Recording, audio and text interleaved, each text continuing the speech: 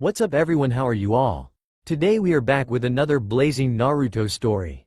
What if Naruto angry at Hiruzen? If you enjoy then please like, share and do comments, and also check the description to original creator of this beautiful creation.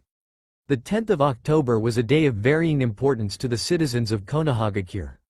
Depending on who you were, it could go from a day of celebration and near worship of the Yondaime Hokage, the man who was able to, against all odds, defeat the seemingly invincible Kyuubi no Yoko as it nearly razed the village to the ground. Conversely, if you were one of the survivors of the attack or someone who had lost someone to the demon's fury, it was a day of mourning and remembrance. Many people simply tried to move on, though, and would partake in the festival commemorating the defeat of the beast and the sacrifice of their brave ninja. However, none of this applied to one young boy. If you were to just take a glancing look at him as he ran past you on this day, you'd probably think nothing of it. Just another small child out for the festival, running around and enjoying himself. Upon closer inspection though, you'd begin to notice that a few things were off, to say the least.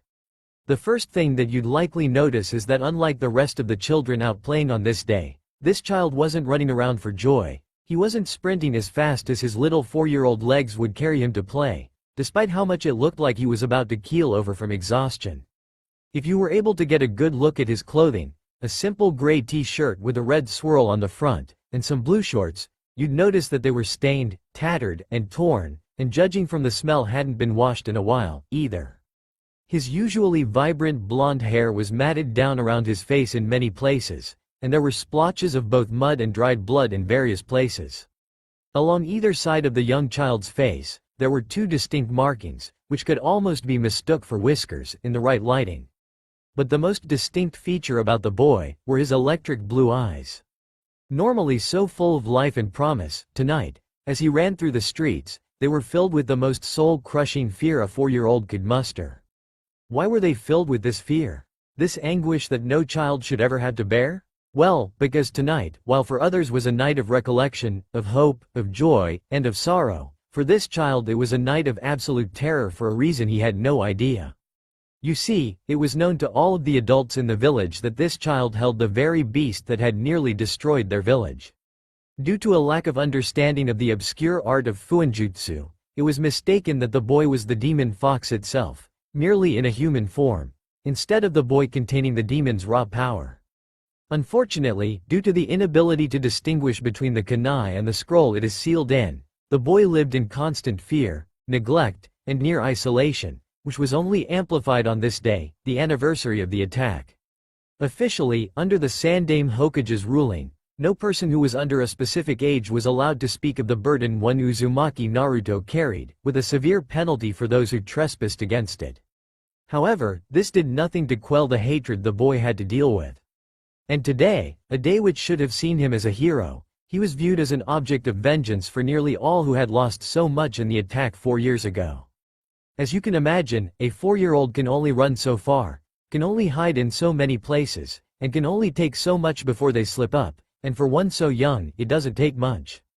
It wasn't long into the night that young Naruto had already vacated his first 3 hideouts, and was on his way to his 4th, before he found himself cut off from his escape, and routed into a small, back alley. As he realized his mistake and subsequent trapping, he spun to try and leave this dead end, only to find his only escape cut off by several of the more drunk and violent villagers. Armed with various weapons, and with all the liquid courage seeping through their veins, they had chased and pursued so child, until they had eventually cornered him. The apparent leader of the group, if you could call him that, advanced on the boy, who by now had backed up as far into the alley as he could, desperately searching for a way out, and finding none. With panic in his eyes, Naruto began to desperately plead with them, but it would prove to be to no avail, as the man hefted his makeshift club, and brought it down upon the child's arm that he had raised to defend himself, breaking it.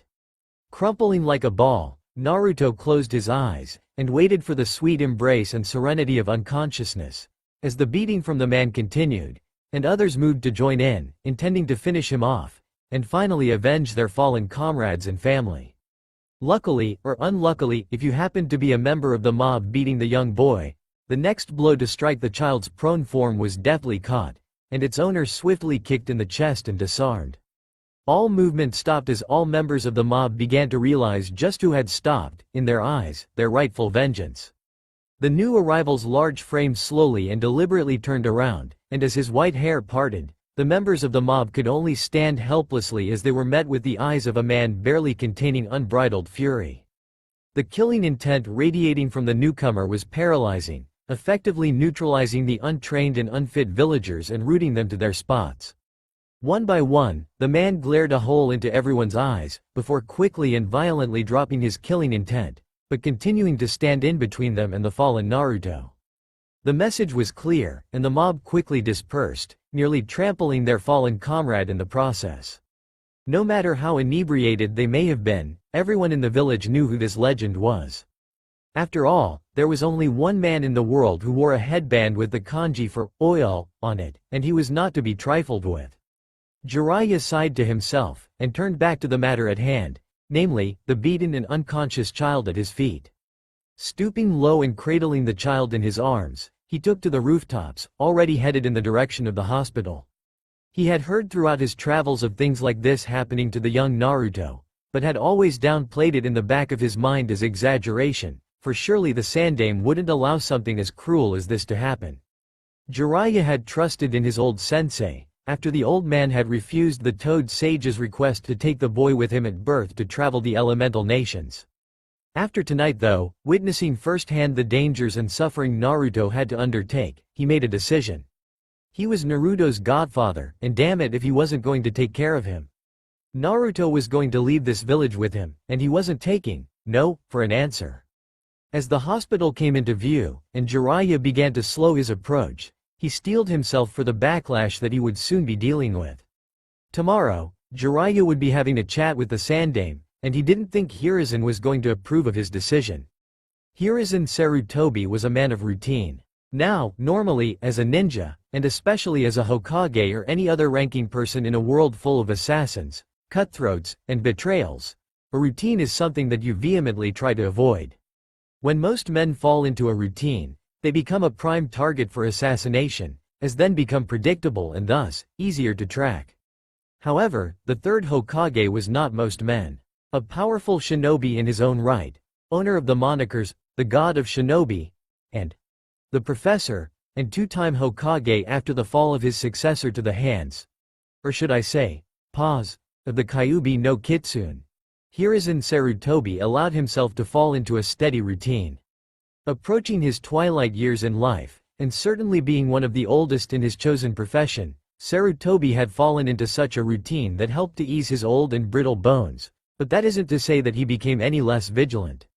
All it meant was that he no longer had the energy or the care enough to constantly change his daily life to become less of a target.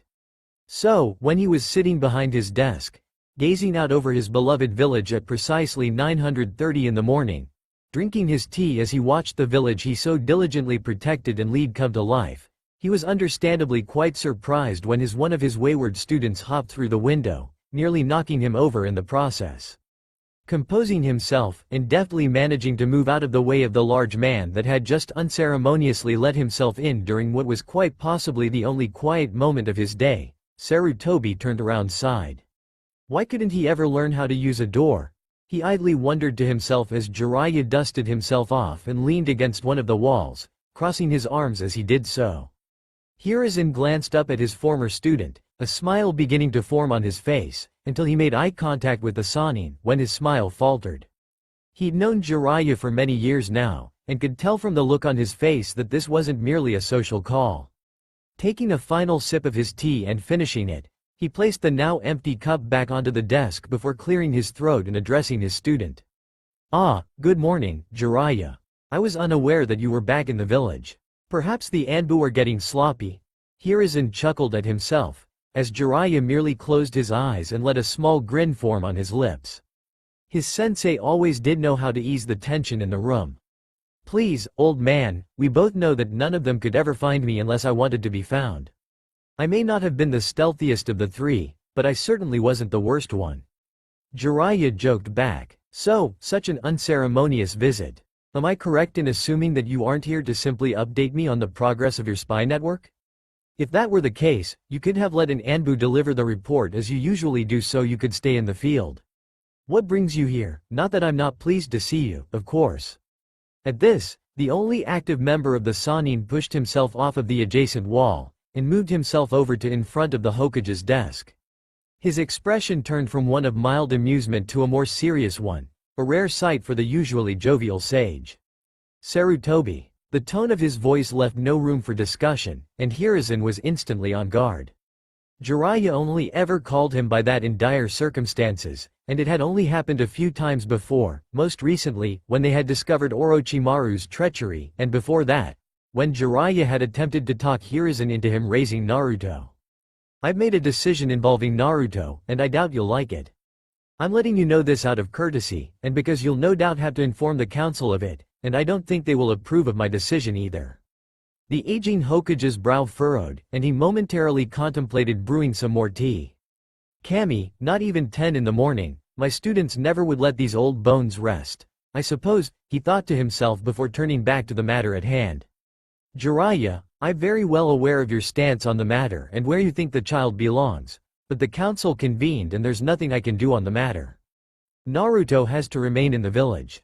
Hiruzen narrowed his eyes as he saw Jiraiya slightly tense his jaw, and he would continue to do so as the man began to speak, enlightening him to what happened the night prior, and how the situation had been handled. Jiraiya, I am aware of the problems the boy faces. I have done everything in my power to keep it from happening, however, I cannot be everywhere at once, and I cannot order my ninja to have a 24-hour guard on him when it comes with the cost of attacking civilians. Now if W. Jiraiya cut him off with a dismissal wave of his hand, before speaking himself, I'm aware of it. For the past 4 years you've sat by and done next to nothing for Naruto. He's been routinely beaten, malnourished, and abused both emotionally and physically. If I hadn't been there last night who know what might have happened. I've made my decision, Sarutobi, village be damned. I refuse to allow Minato's legacy, my godson, to be treated this way. I'm taking him with me, old man.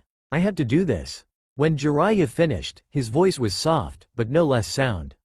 He locked eyes with the Sandame, and neither were wavering in their contact. You can't stop me this time, Sarutobi. To say that Hiruzen was angry was an understatement. The man was known for his sound mind, and sounder judgment. However, one thing that was a surefire way to irritate him to no end was to blatantly disrespect him, and then in the same sentence disregard his orders, both of which just happened, and from a man he already gave a large amount of leeway to. Now, at this point in his life, Sarutobi Hiruzen was a considerably short man, but that isn't to say that he didn't cast a particularly long shadow, so to speak. He was, after all, the Hokage for a reason. Remaining sitting, Hiruzen did not glare at his former student, but he did make the most intense eye contact he could muster with the Toad Sage, causing the man to harden his own gaze in return. We have had this talk before, Jiraiya. I have made myself abundantly clear that Naruto will remain in the village. You will not be taking him with you, or have you forgotten your place? The Hokage spoke with no venom in his voice, only the authority of his position. Jiraiya at this point at least had the decency to look slightly befuddled, not at the Hokage's declaration, no, they'd had that talk before, but at the seriousness and power in his voice. It had been many years since he had seen the Sandame talk with the authority of his position, since the man usually chose to be a soft-spoken mentor in his later years. That was fine, though. The Toad Sage was a master orator himself, and even if this went sideways, which he was relatively sure it might, he had planned a contingency, anyways. It's a good thing you're sitting down then, because you're not going to like this. Jiraiya paused, before steeling himself. These next few minutes were rather critical, and they were almost certain to be unpleasant. Hiruzen, I've already taken him out of the village. Naruto will be living with me, now. I plan on training him and all. Jiraiya was unable to finish as the Sandame took that moment to stand up, locking eyes with the Toad Sage and made his presence known, speaking with a voice that made it very clear who ran the village hidden in the leaves. A voice that would have cowed all but the most experienced ninja into instant submission. He was going to remind his wayward student who was in charge. Jiraiya, to his credit, only slightly winced. There was something to be said about angering a peaceful man, after all. Shinji Arasaka was a diligent and smart man. Through hard work and dedication he had become a chunin, and then at a later date, had been assigned as one of the mission dispatchers. It was while he was bringing up his daily reports to the Hokage for approval that he stopped outside the oak door leading to the Hokage's office. As Shinji's hand went to knock on the door, he could clearly hear the Hokage reprimanding somebody, and that person attempting to justify their position. The sheer hostile intent radiating from the room was suffocating, and Shinji's hand slowly fell to his side. Looking through the reports he was supposed to bring up, he aptly decided none were actually of significant importance, and swiftly turned on his heel back to his own desk. Shinji Arasaka was, after all, a smart and diligent man. Several hours later, north of Konoha, a small forest toad looked around its surroundings, before opening its mouth wide, as a large human arm jutted out of it. Soon followed a head, shoulders, and eventually the entire broad frame of Jiraiya, cradling in his arms a still asleep Naruto. Looking down and smiling at his godson, Jiraiya couldn't help but be slightly troubled.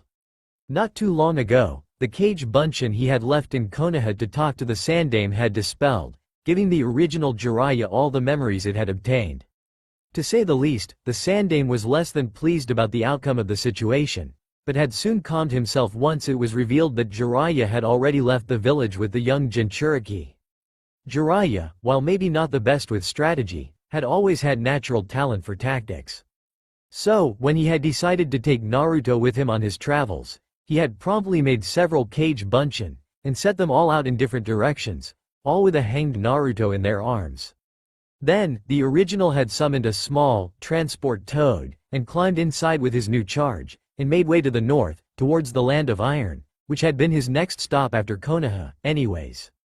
Smiling to himself, he began tree-hopping at a leisurely pace, knowing he was already far beyond Konoha's borders and far enough that any pursuit of him would be quite some time off. As he moved along towards Iron Country, he couldn't be more pleased with himself that his escape went so well. That isn't to say that he didn't feel bad, though. Was he remorseful for what he had done? Not in the slightest. He was more than happy and twice as able to protect, raise, and train Naruto as nearly anyone in the village. Jiraiya was, however, upset that he had put his sensei in such a tight spot, so to speak. The Sandaime was probably on his way right now to the council chambers to inform them of what had transpired over the past few hours. Suffice to say, the Toad Sage was upset that he had to force his teacher and friend into that situation, but there was little to be done for it. He looked down at his new charge, and smiled once again. At least he now had some company, and he was sure Naruto would be happy to be able to start finding his own place in the world, and the attention he would get from the Sannin could only be a positive thing. Jiraiya continued his journey, already making a mental checklist of the things he would need to purchase in the next town he passed through. All rations would need to double, as would clothing, and various other items and amenities, but that shouldn't be a problem. Knowing how to make storage seals greatly assisted with traveling, and being an accomplished author had made the man quite rich, so he wasn't particularly worried. All in all, Jiraiya was pleased with the decision, and he could honestly say he was looking forward to the next 6 years he would spend with his godson, before he had to return him to Konoha. He slightly frowned at that, but some concessions had to be made to avoid having the whole of Konoha's hunter nin force come searching for himself and Naruto. Once the Sandaime had calmed himself, he and clone Jiraiya had begun discussing what would happen, and if, when Naruto would return to the village. Sarutobi had been adamant that Naruto eventually returned to be a ninja of the village. Reluctantly, Jiraiya had agreed.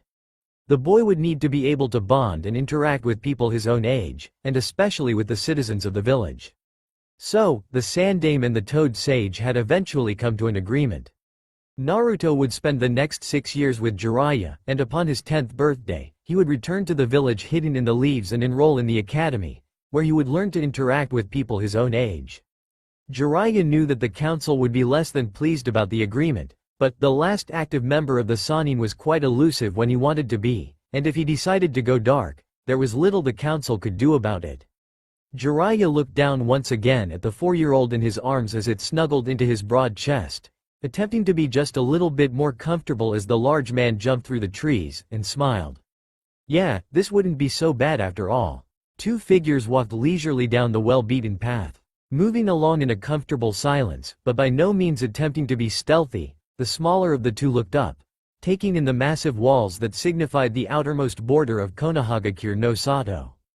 The young man raised his left arm up to his head, brushing the moderately long dull blonde hair out of his eyes, raising one of his eyebrows objectively as he did so.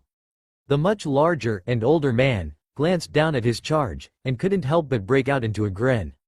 Naruto was attempting to hide it, but the now revealed Toad Sage could easily tell that he was apprehensive about his return, to say the least.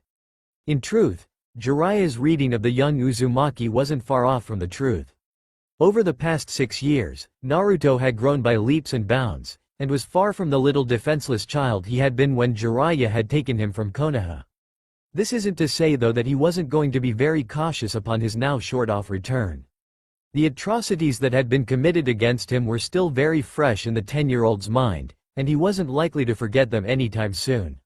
You know, I highly doubt anyone will recognize you, Naruto. You'll be a fresh, new face as far as most of the citizens are concerned. Hell, I wouldn't be surprised if anyone who still wished you harm were few and far between. The old Toad Sage contemplated, stroking his chin in forethought. Although the old man was quite insufferable at times, there were also many where Jiraiya was more than happy to offer his worldly experience to his young charge, a trait which Naruto had quickly come to appreciate. Plus kid, I wouldn't be surprised if you ended up being quite the stud. The broad-shouldered man laughed heartily at this, throwing his head back and closing his eyes at his godson's flustered reaction. The youth in question could only shake his head sheepishly, as he walked along the path, continuously gaining ground on the ever-approaching gates. Naruto had changed a large amount in the 6 years he had been gone. On a purely superficial level, the boy had grown into a respectable 4 feet 10 inches, and had changed his attire from the old rags and barely fitting clothes he used to wear. After Jiraiya had insisted upon him changing his wardrobe to look more like a ninja, and the subsequent battle over the color orange and how it had no place on his being, Naruto had relented, and allowed the Toad Sage to get him outfitted. Currently, the young Uzumaki was dressed in a pair of loose-fitting black shinobi trousers which were bound down at the ankles with bandages, connecting into a pair of standard black shinobi combat sandals. The Bond was wearing a form-fitting dark green sleeveless shirt, which managed to show off his decently toned and muscled arms quite well. His hands were encased in a pair of black fingerless gloves, and currently, both of the dull blonde's arms were resting at a comfortable angle of the long, black sheath of the katana he was resting across his shoulders. Upon closer inspection, it could be revealed that the sword was not a standardized blade that anyone could pick up at any one of the various weapons shops scattered throughout the elemental nations. This blade was truly one of a kind, and this wasn't evident from the sheer craftsmanship that went into the blade as a whole, from the lowest point of the pommel to the sharp tip of the blade. The hilt itself was made with a wooden finish, clothed in a handgrip of dark orange cloth, with breaks in the shape of diamonds falling straight up the center. This flowed into the handguard which instead of a typical rectangle, was in the shape of the Uzumaki swirl, with each point of the spiral flowing back into the hilt itself. The blade was a midnight black, with a groove down the center of each side somewhat reminiscent of a chikuto, which had been filled in and treated until once again, the color orange shone through. And finally, the sheath itself was a simple black, with an Uzumaki crest decorating the area just under the separation.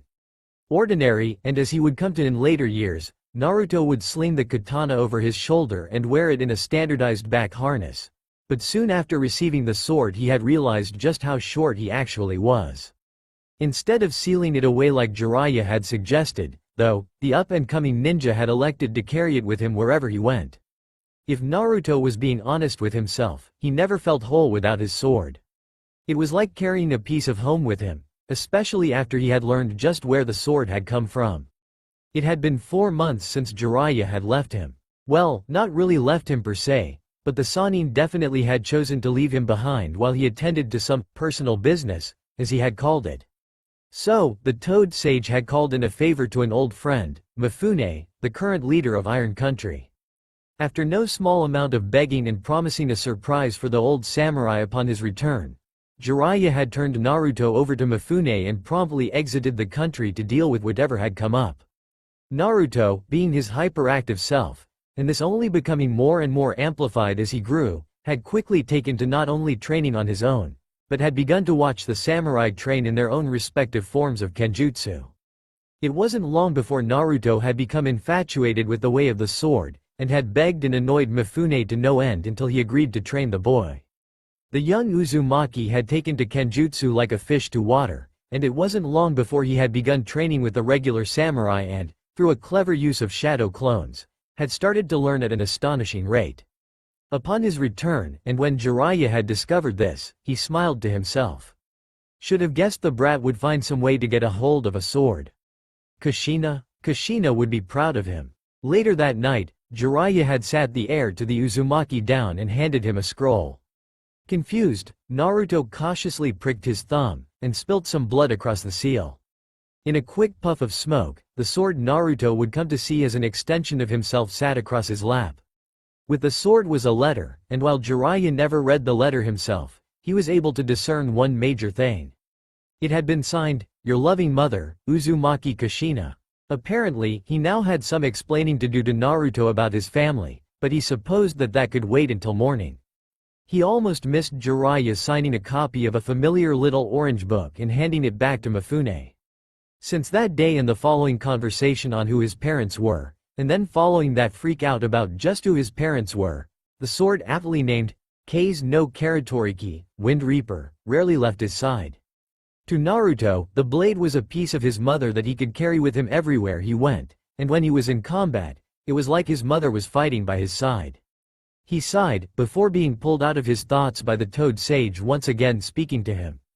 "Alright, Naruto, when we come up on the village, the first thing we have to do is report in to the Hokage, then we need to get you enrolled in the academy.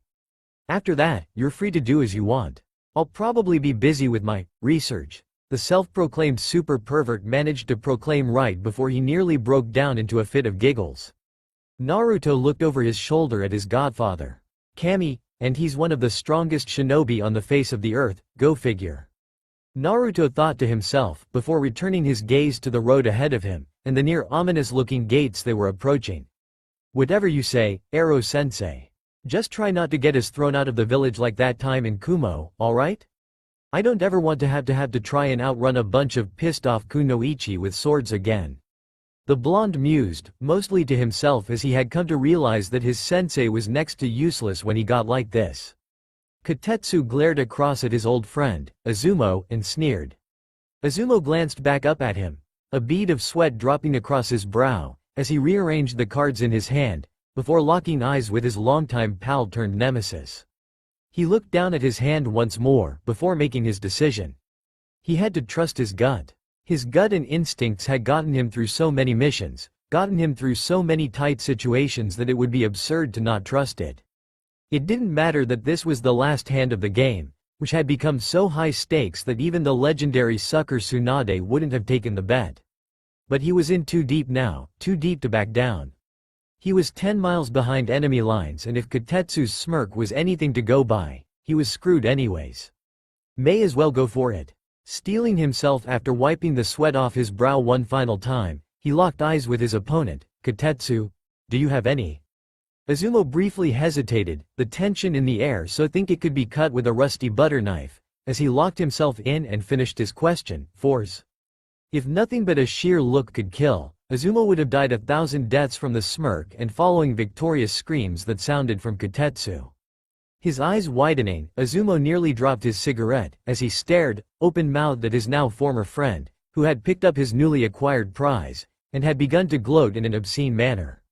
Azumo's hands dropped to his sides, as he was utterly defeated, and his head fell to the table, tears forming in his eyes, and vengeance forming in his heart. He had just lost his most prized possession, a once-in-a-lifetime photo, of a certain Yugo Azuki while she was in the world-famous Konoha Hot Springs. The photo had cost him multiple shattered bones, several stab wounds, and 4 concussions, and that was only the first day. The photo and him had been through many good times together, but now, he watched on in abject horror as Kotetsu carefully pocketed the picture, making some remark about how he couldn't wait for tonight. This was, consequently, the straw that broke the camel's back, and Azumo wasted no time in launching himself across the table and locking his hands around Kotetsu's throat as the latter attempted to desperately fight off his now enraged friend. This was the scene that Naruto and Jiraiya walked up to the gate upon.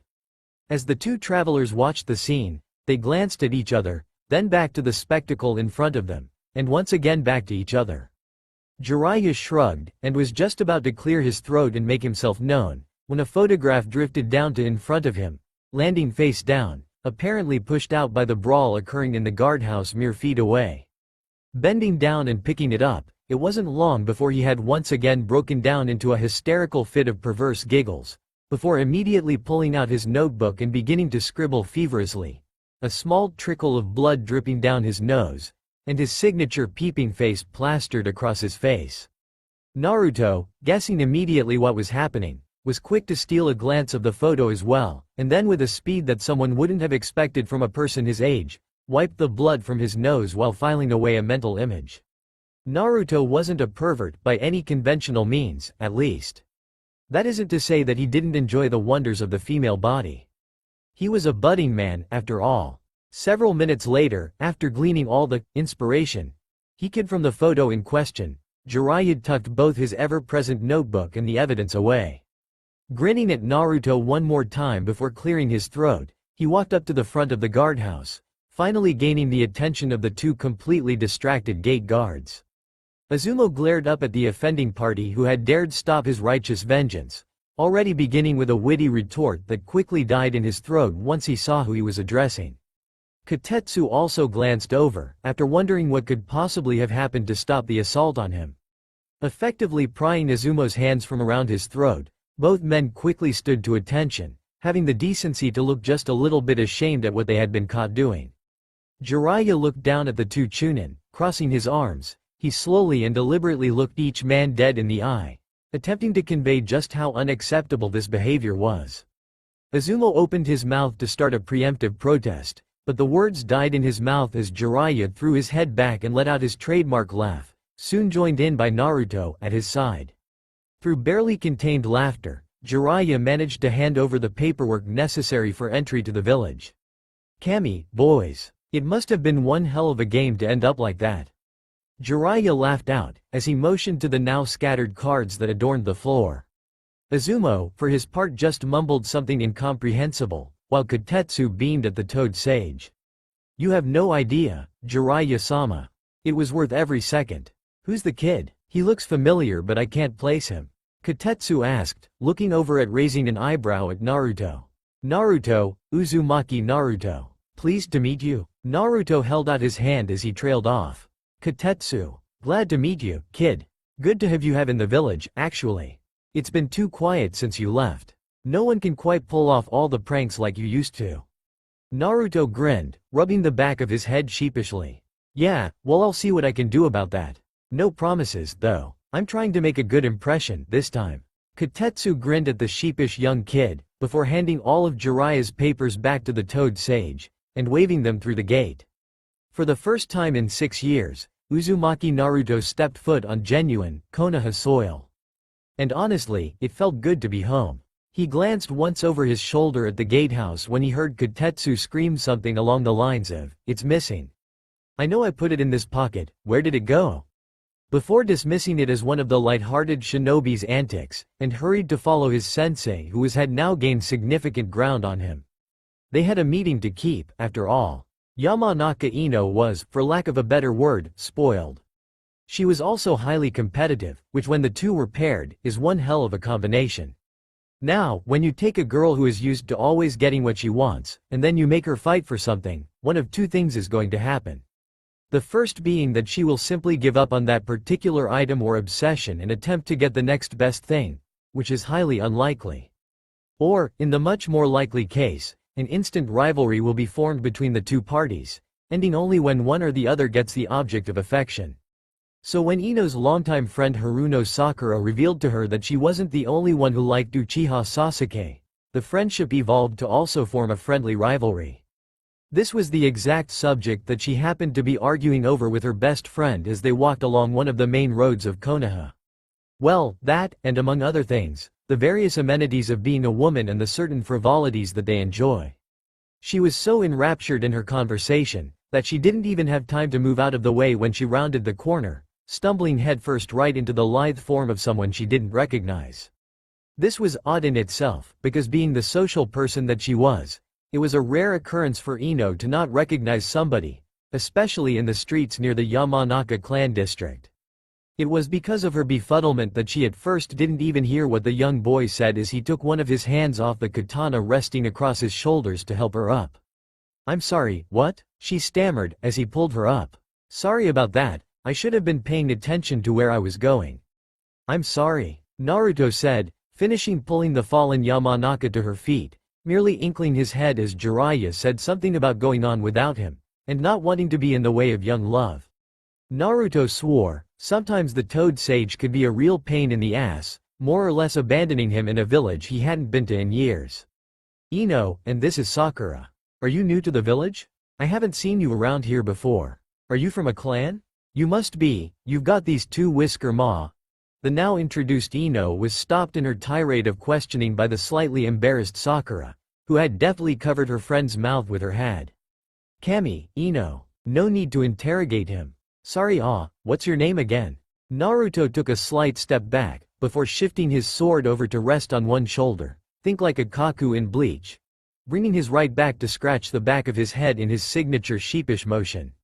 "No, it's fine. It's been a while since people have asked me stuff like that. I'm Naruto, and yes, I am from a clan, but it died out a long time ago, and I'm the last one. It was nice to meet you, Sakura-san, Ino-san, but I've gotta run. I'm already late, and I doubt that Gigi is going to be happy about it." Naruto yelled over his shoulder as he took off down the road, before jumping, running up the wall of a nearby building, and taking to the rooftops, heading towards the Hokage Tower. Back on the ground, Ino and Sakura watched him go, surprised by the sudden change in pace, and subsequently the slight, inadvertent demonstration of skill and chakra control that neither one of them had even begun to learn yet. "Well, he seemed cool. You think he's going to the academy with us tomorrow? Ino, you think so? Hello, Earth to Ino." Sakura waved her hand in front of her best friend's face, finally gaining her attention. Ino looked over her shoulder at the retreating form of Naruto as Sakura pulled her off and back along the street. "Yeah, sorry Sakura, there's just something about him that seems familiar. Like I've seen him befu. Look at that dress. Come on Sakura, let's go inside." Ino called out as she in turn began the one dragging Sakura into the new shop she had seen, all thoughts of the strange boy she had recently met gone, for now. Naruto hit the ground running, before launching himself straight up and forward at the Hokage Tower, hitting the side feet first, and sprinting straight up the side. It wasn't long before he was nearing the top, and right as he was coming parallel to the window which led straight into the Hokage's office, he launched himself straight outward and off the building, spinning as he threw a kunai through the office window, impacting on the opposite wall. Pulling on the ninja wire attached to the knife, Naruto changed his momentum and launched himself through the open window, landing on the floor of the office, before rolling once and coming to a stop on one knee, head bowed. "This is it. Flashy entrance? Check. Recognition of authority? Check. Here we go. Uzumaki Naruto, reporting as ordered, Hokage-sama. Uzumaki Naruto, reporting as ordered, Hokage-sama." The Sandaime Hokage raised an eyebrow at the newest arrival to his office, through the damn window, no less. Absent-mindedly wondering if he would be able to break that habit of the young Naruto before it became so ingrained that it wouldn't be possible, the Hokage appraised his new appearance. It had appeared by the boy's submissive and respectful greeting that he at least had gained some respect for people in a position of authority over the last 6 years. It could also be garnered that Jiraiya hadn't been idle in his training of the boy, if his, albeit flashy, entrance was to go by. Hiruzen Sarutobi was not often surprised, especially not at his old age. The old man had been through a lot in his life, after all, and there wasn't much he hadn't seen or done. However, it was with pleasant surprise that the old Hokage allowed a small smile to grace his wrinkled face as he gazed down at the young man that kneeled before him. "Naruto. Please, stand up and come here, let me get a full look at you. It's been nearly 6 years since I've gotten a look at you," gleamed Sarutobi, as Naruto stood to his full height, bringing his sword to rest in his standard position of across his shoulders. "And so respectful, too. Jiraiya must really have done a number on you these past few years." At this, the Sandaime chuckled before lowering himself back into his desk, as the young Uzumaki began addressing the twice-serving Hokage. He definitely worked me pretty hard, some days, Hokage-sama. But I wouldn't trade it for anything. I may not have had my real parents, but Ero-sensei was the next best thing. At this Naruto paused, grinning, before rubbing the back of his head in his trademark look. You know, being my godfather and all. The silence that filled the room could have been shattered by a pin dropping, which it very nearly almost was, although not in the form of a pin, but rather with the Hokage's signature pipe. The old man had pulled it out and began packing it with some special tobacco from Rice Country, if he remembered correctly, when he heard Naruto's revelation. It wasn't the fact that Jiraiya was his godfather that surprised him. No, he already knew that. In fact, it had been Jiraiya himself who had told him the very same day that Minato and Kushina had revealed that they had chosen him for the title. No, the part that made the usually very composed and reserved shinobi nearly drop his pipe was the fact that Naruto himself knew of Jiraiya's stance in his life. The once revered god of shinobi looked at the young Uzumaki, before snapping his head to the left, making eye contact with his former student. Jiraiya, explanation. Now, by the tone in his voice and his clipped sentence, it was very clear to all in the room that there was no longer an atmosphere for tomfoolery, and serious answers would only be accepted. Jiraiya, for his part, at least had the decency to look sheepish, as he took a page out of Naruto's book and scratched the back of his head in near mock embarrassment. Well, you see, Sarutobi, I actually had to tell him. It happened while we were back in the Land of Iron. You remember how I had to leave Naruto there for a little while I took care of a lead on a certain snake.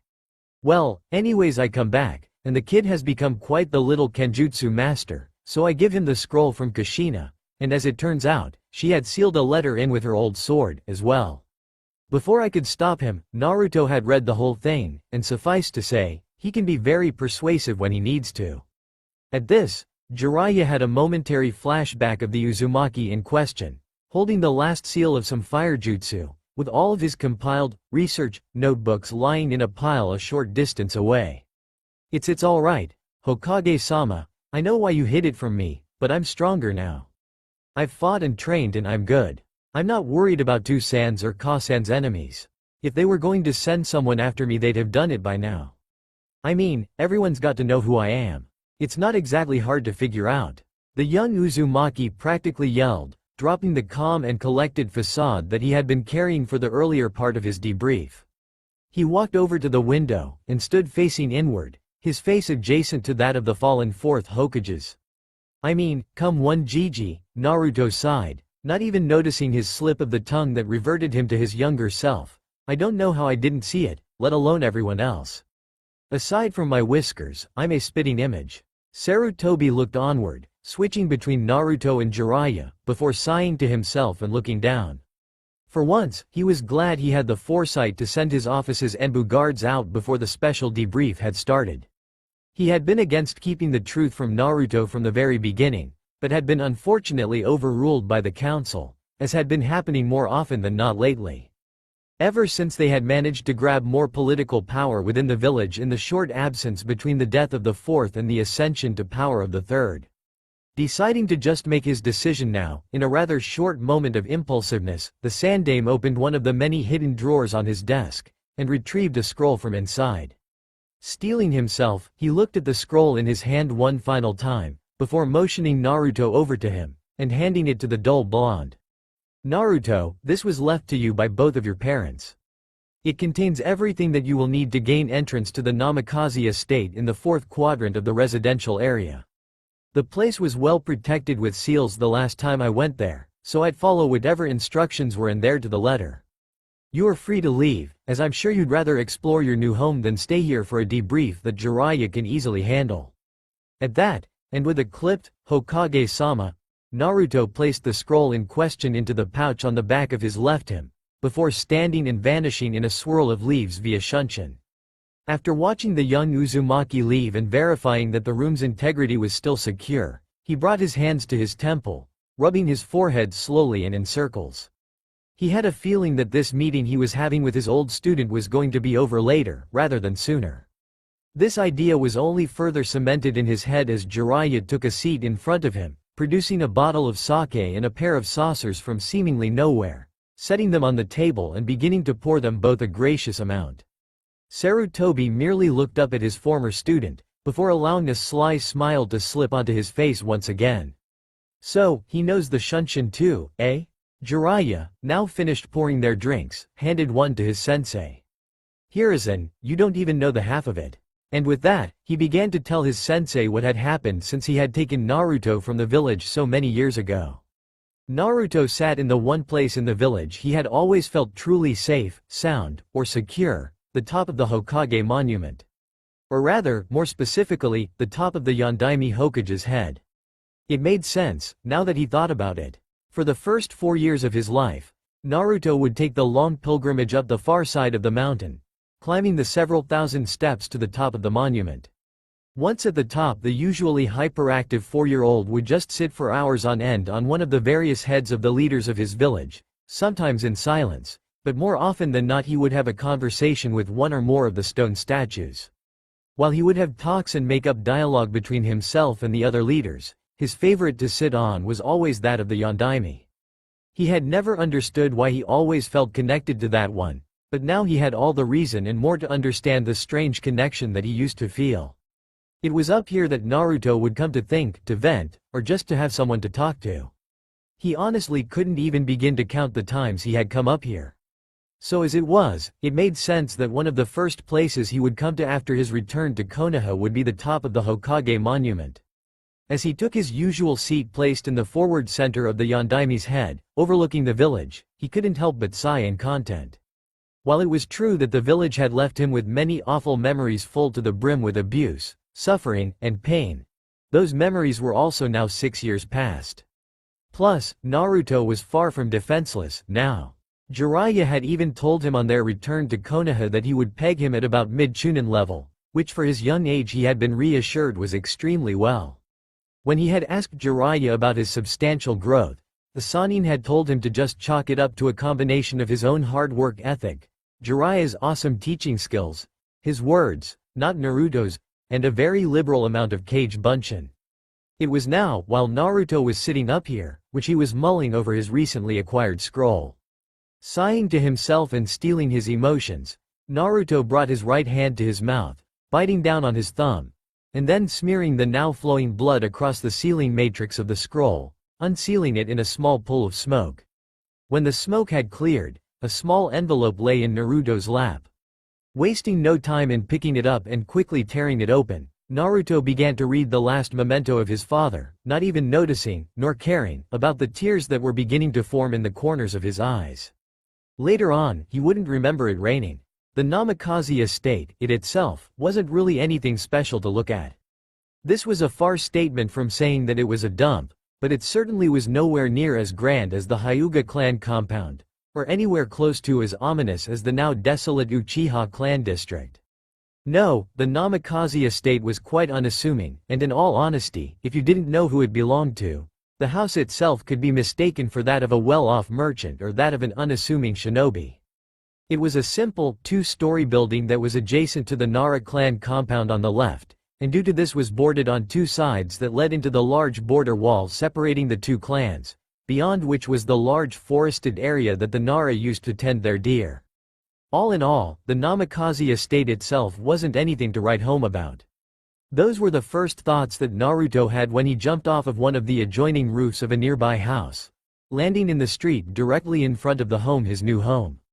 Taking a breath, Naruto walked up to the front door of the house, and then following the instructions left by his father, swiped his, once again, bloody palm across the door, watching with subdued interest as a sealing matrix briefly appeared on the door, before he heard a small, but still quite audible, click. Steeling himself and glancing around him real quick, Naruto gripped the door handle, opening it, and walking inside. To say that Naruto was surprised would be a slight understatement. There was not a hint of dust in the place, despite having been the equivalent of abandoned for the better part of 10 years. Everything in the room was still exactly as his parents had left it, and had he been old enough to remember it, he was sure nothing had changed. As he walked through the house, Naruto found himself constantly choking in near sorrow and reminiscent love. He walked through the kitchen of the house, idly placing Kei's no Karatoriki, Wind Reaper, on the large wooden table, as we opened cupboards and moved around, absent-mindedly creating a couple of Kage Bunshin to clear out all of the expired goods. Even the passage of time cannot be stopped with seals, he noted, seeing one of his clones nearly lose its composure over a container of very expired milk. Having enough of that, Naruto found himself in a hallway, with a door on either side. Mentally flipping a coin, he headed into the room on the left, and what he found there would occupy him for quite the extended time, to say the least. Placing either hand on the desk in what was apparently his father's study, Naruto couldn't help but feel inadequate to his father's recognized genius. On the table in front of him were several Hiruzen kunai, and unable to stop himself, Naruto immediately grabbed one, and threw it against one of the adjoining walls, waiting for the signature, flash, that came to define the Yondaime. Frowning when it never occurred, he looked down at the desk, finding it littered with his late father's notes on his signature just you, but after quickly looking through them, it was discovered that Naruto would only be able to use them as a guideline to fashioning the jutsu for his own use, as unfortunately it wasn't as simple as being of Namikaze blood. Naruto replaced the notes, and made a mental one to get better at seals so he could one day come to use the Hiruzen. He did want to surpass his father, and all the previous Hokage, after all.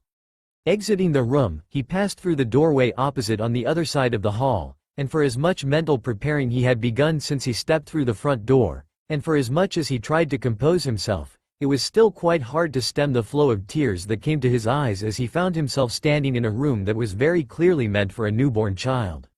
With a crib against the wall, a mobile hanging from the ceiling, and various chests and such around the room, it was obvious who this room belonged to, or was supposed to. Naruto kneeled down, and clutching the picture frame he had grabbed when he visited his parents' old room, he broke down. Unable to hold back the proverbial dam that had finally burst, Naruto cried. He cried long and hard, until finally it seemed that there were no more tears that would come, and then, glancing down at the picture held in his hands, he stood. He needed some air, and he still had a lot to do today. They were good people, Naruto. I loved Minato like my own son. Naruto jumped, but calmed himself when he recognized the voice belonged to Jiraiya. Naruto looked over his right shoulder at the man who had raised him for the last 6 years, and it was still quite evident that he had been sobbing. He looked back down at the photo in his hands, and his head drooped. Jiraiya walked a little closer to the young blonde, and placed one of his large hands on his shoulder, gripping softly, but still tightly. He was here to try and comfort his godson, and, in the back of his mind he knew that this would take a while, so he was happy that he had already taken care of all of Naruto's registration for the academy. Hey, come on, we're back in the village. It's been years, so let's go explore. What was the name of that ramen stand you always used to talk about? Jiraiya tried to prod the young man into some action, anything really, to get him moving. He knew Naruto, and the best way to get him out of a slump was to either train or to get him to the nearest ramen stand and allow him to gorge himself to his heart's content. And, considering that Jiraiya, although revered as one of the strongest ninja in the elemental countries, was also quite lazy when he chose to be, training was out of the option. Naruto looked up at his sensei, a small semblance of light returning to his blue eyes. You mean Ichiraku's? I think they are still open. I didn't get the chance to check earlier because of the meeting with the old man. Naruto trailed off as Jiraiya had at this point practically grabbed him and, after Naruto made sure to pick up Kei's no Karatoriki, shoved him out the door. Jiraiya, while not the best person to attempt to comfort others, was very adept at helping distract people from their problems. Unfortunately for Naruto, his current problem was one that only time and consistency could heal, and it was something that while other people may be able to help comfort him, it was ultimately something that he would have to face alone. Saying that a Yame was bored was akin to saying that the ocean was wet. The stand itself was in something of a decline for the last few days, but it was sure to pick up again due to its close proximity to the Ninja Academy, which was starting up tomorrow. Unfortunately, that was tomorrow, not today, and there had been no customers in the cozy little ramen stand today. No, today maybe she'd try and talk to her dad, maybe convince him to close up the shop a little earlier than normal, and she'd go out. As she was going through what she wanted to do for the next few hours to try and pass the time, she almost missed the short, lithe frame of an old family friend walk into the small, unassuming shop, and take a seat on one of the several bar stools. Seeing as how he was still unnoticed, the lone man raised an eyebrow at the young, petite woman behind the bar, who was seemingly staring off into space, before clearing his throat to get her attention. Ayame was pulled out of her subconscious contemplating quick enough, and snapped her head around fast enough to nearly make her head spin. Blushing sheepishly, she raised a hand both in greeting and in an apologetic manner as she addressed the first customer of the day. "Oh, sorry. I wasn't paying attention, anyways. Welcome to Ichiraku. What can I get you?" Ayame managed to stammer out after a quick second of thought, pulling a notebook and pen out from her apron, preparing to take the strange, but albeit familiar, newcomer. The short man looked up at Ayame, and she couldn't help but feel that she knew him from somewhere. There was just too much about him that reminded her of someone, but she just couldn't place it for someone. Naruto chuckled, and without even looking at the menu, ordered off of memory, nearly shocking Ayame with the sheer magnitude of his order. "Good afternoon, Ayame Nichan. I'll take 4 bowls of miso ramen, 2 of pork, and 3 of chicken, to start. And, tell old man Tucci I say hi." Naruto called out, which was all it took for the wheels in the young barmaid's head to finish turning, and she whispered at first, almost to herself, "Naruto?" All Naruto could do was grin. He was a little skeptical that the 2 ramen stand owners would know him, and the last thing he wanted to do now was have to reintroduce himself to all of his old friends. It was a pleasant change of pace, at least, especially since Jiraiya had bailed on him almost as soon as they left the Namikaze estate. He had said something about having to make a report or something, but in truth Naruto had only been half listening, and he knew that if he needed the man he could always find him at the hot springs or the women's bath, partaking in his research.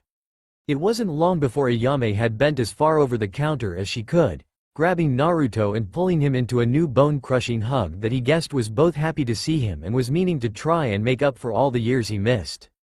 Naruto, whilst being suffocated by his pseudo-older sister, was barely able to hear her calling out to her dad and telling him to come up and see their long-lost best customer.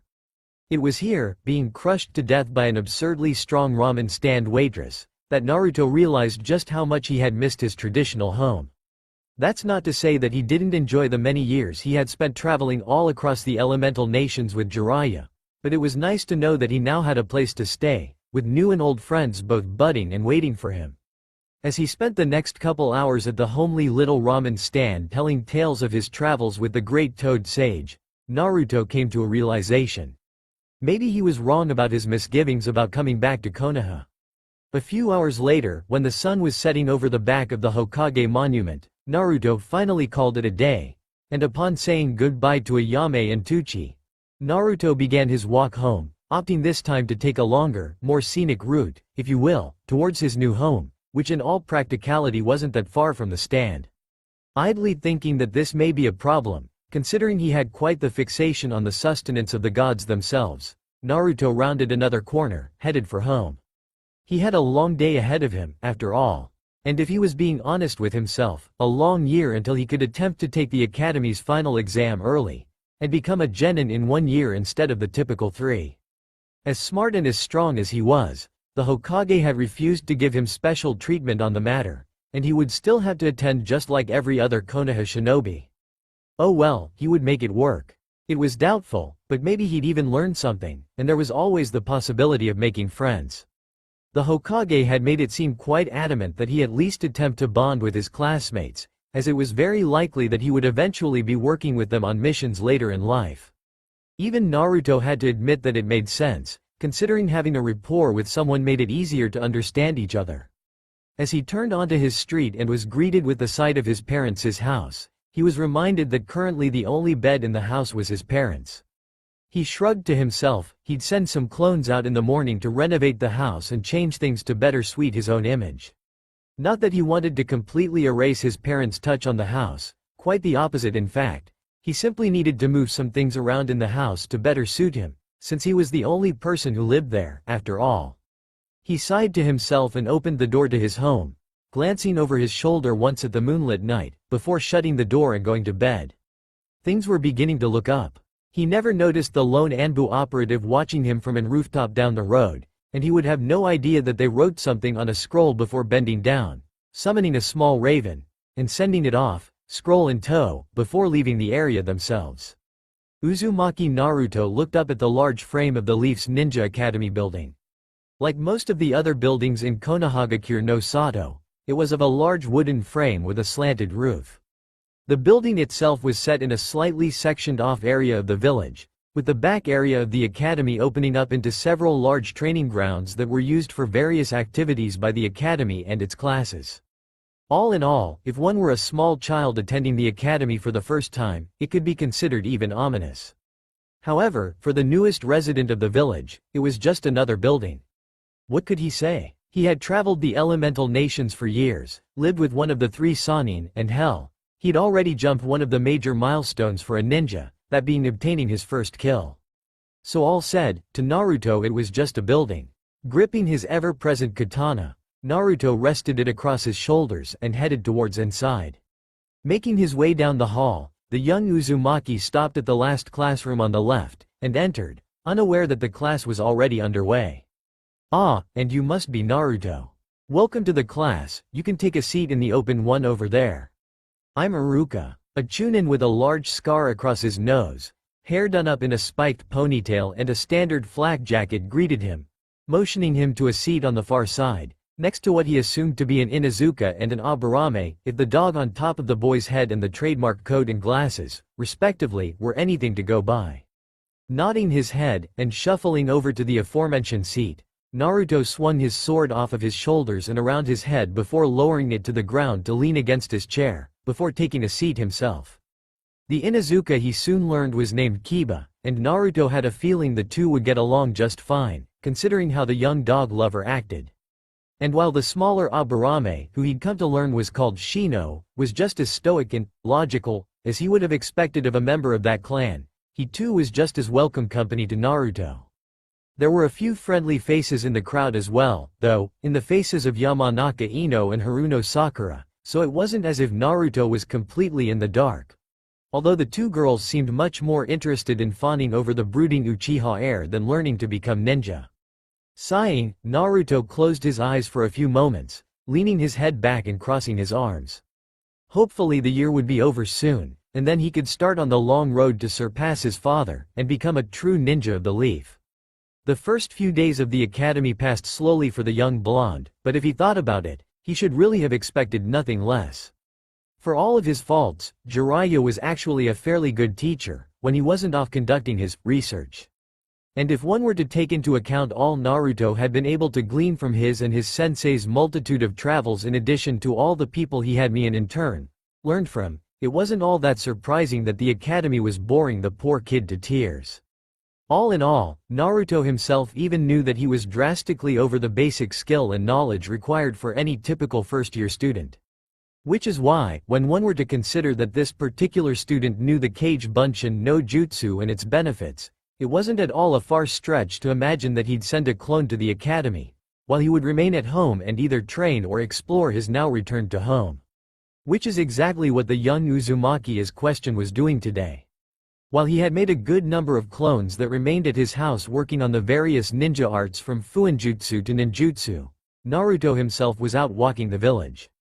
It had only been a few days since he had returned, and although he had by this point managed to get in touch with all of his out friends and acquaintances, which weren't many, but still, and although he wasn't really looking for anyone or anything in particular, it was still nice to get out and about. While Naruto was enjoying having a house to himself, and was more so interested in looking through all of his past parents' effects, every so often it would become too much for the 10-year-old. He may have been smarter and more mature than nearly everyone in his age group, but he was still only a child. That was as he was walking along on this day, a short while after leaving his new, or would it be considered old, favorite ramen stand in the form of Ichiraku's, that he found himself wandering past the multitude of Konoha's training grounds, and upon hearing the unmistakable sound of something impacting the nearby trees, Naruto decided to check it out. He figured that the absolute worst-case scenario would be that whoever was training would tell him to leave, but in a more positive light, he might even get a spar out of it. Walking into the grounds, Naruto was nearly caught off guard when all the noise ceased the minute he set foot into the clearing. Wondering if he had somehow imagined the noise or maybe it was just wishful thinking, he was about to turn and leave, but not before his instincts screamed at him, and so, after spending years out with Jiraiya and honing his instincts, Naruto spun on his heel, dropped his shoulders and in a fluid motion unsheathed K's no Karatoriki, using it to deflect the 4 shuriken that had been aimed in pairs at each of his shoulders.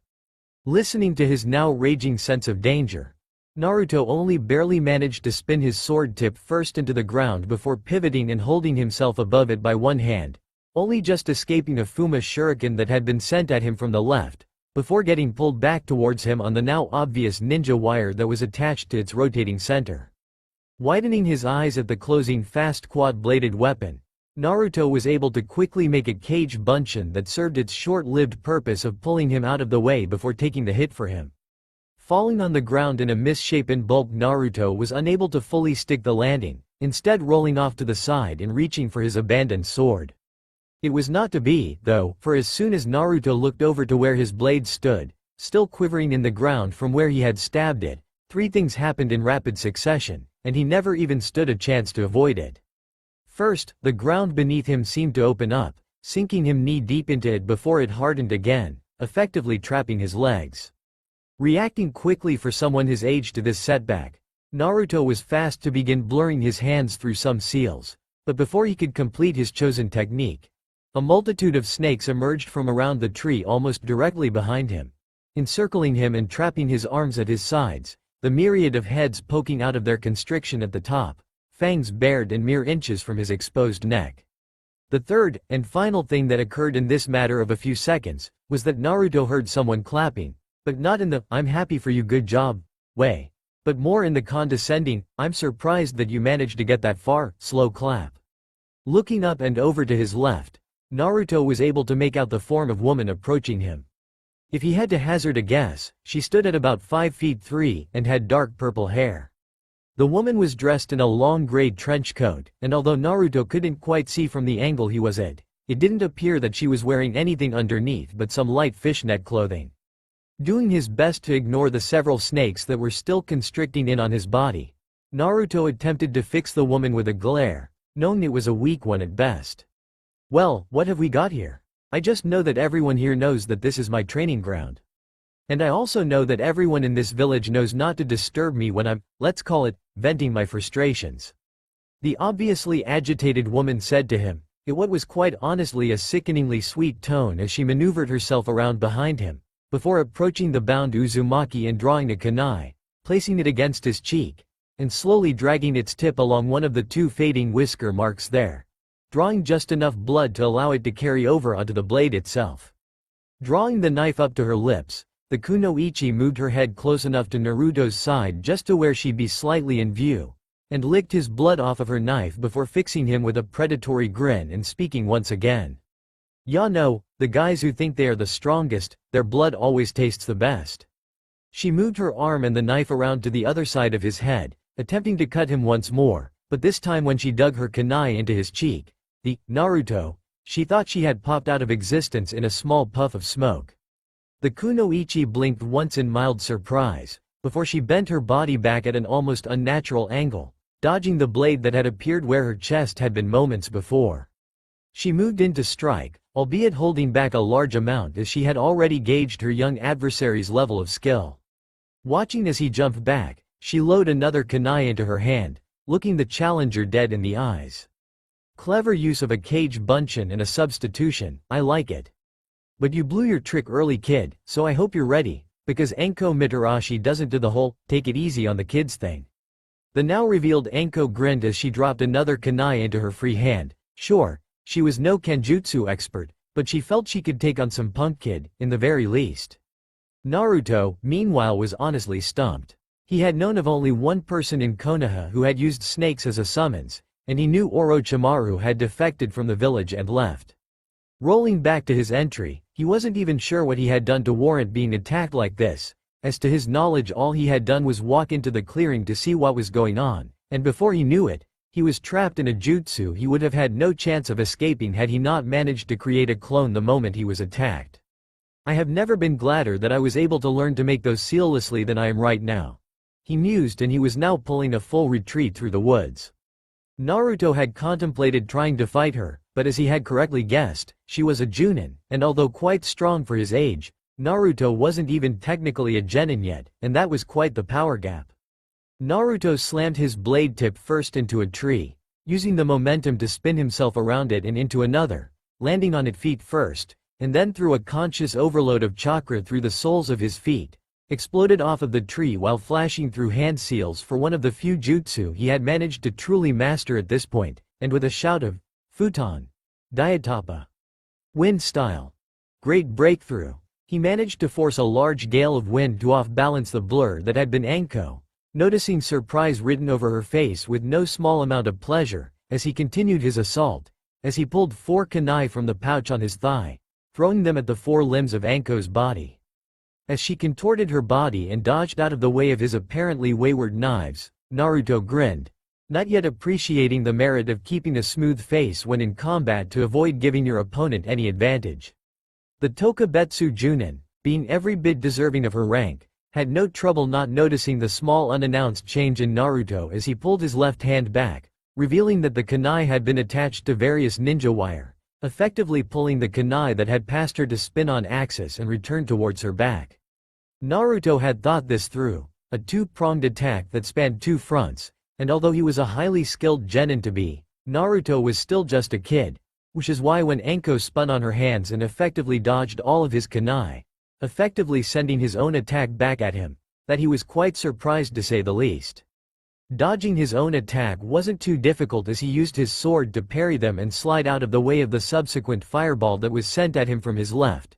But the attack that truly caught him off guard and ended the fight came in the form of Anko's now signature, Sene Jashu, striking shadow snakes, appearing and latching onto his airborne leg, before pulling him down like a grape from a vine, and slamming him into several trees, and the ground, before relenting, right as the ground formed over his body, yet again.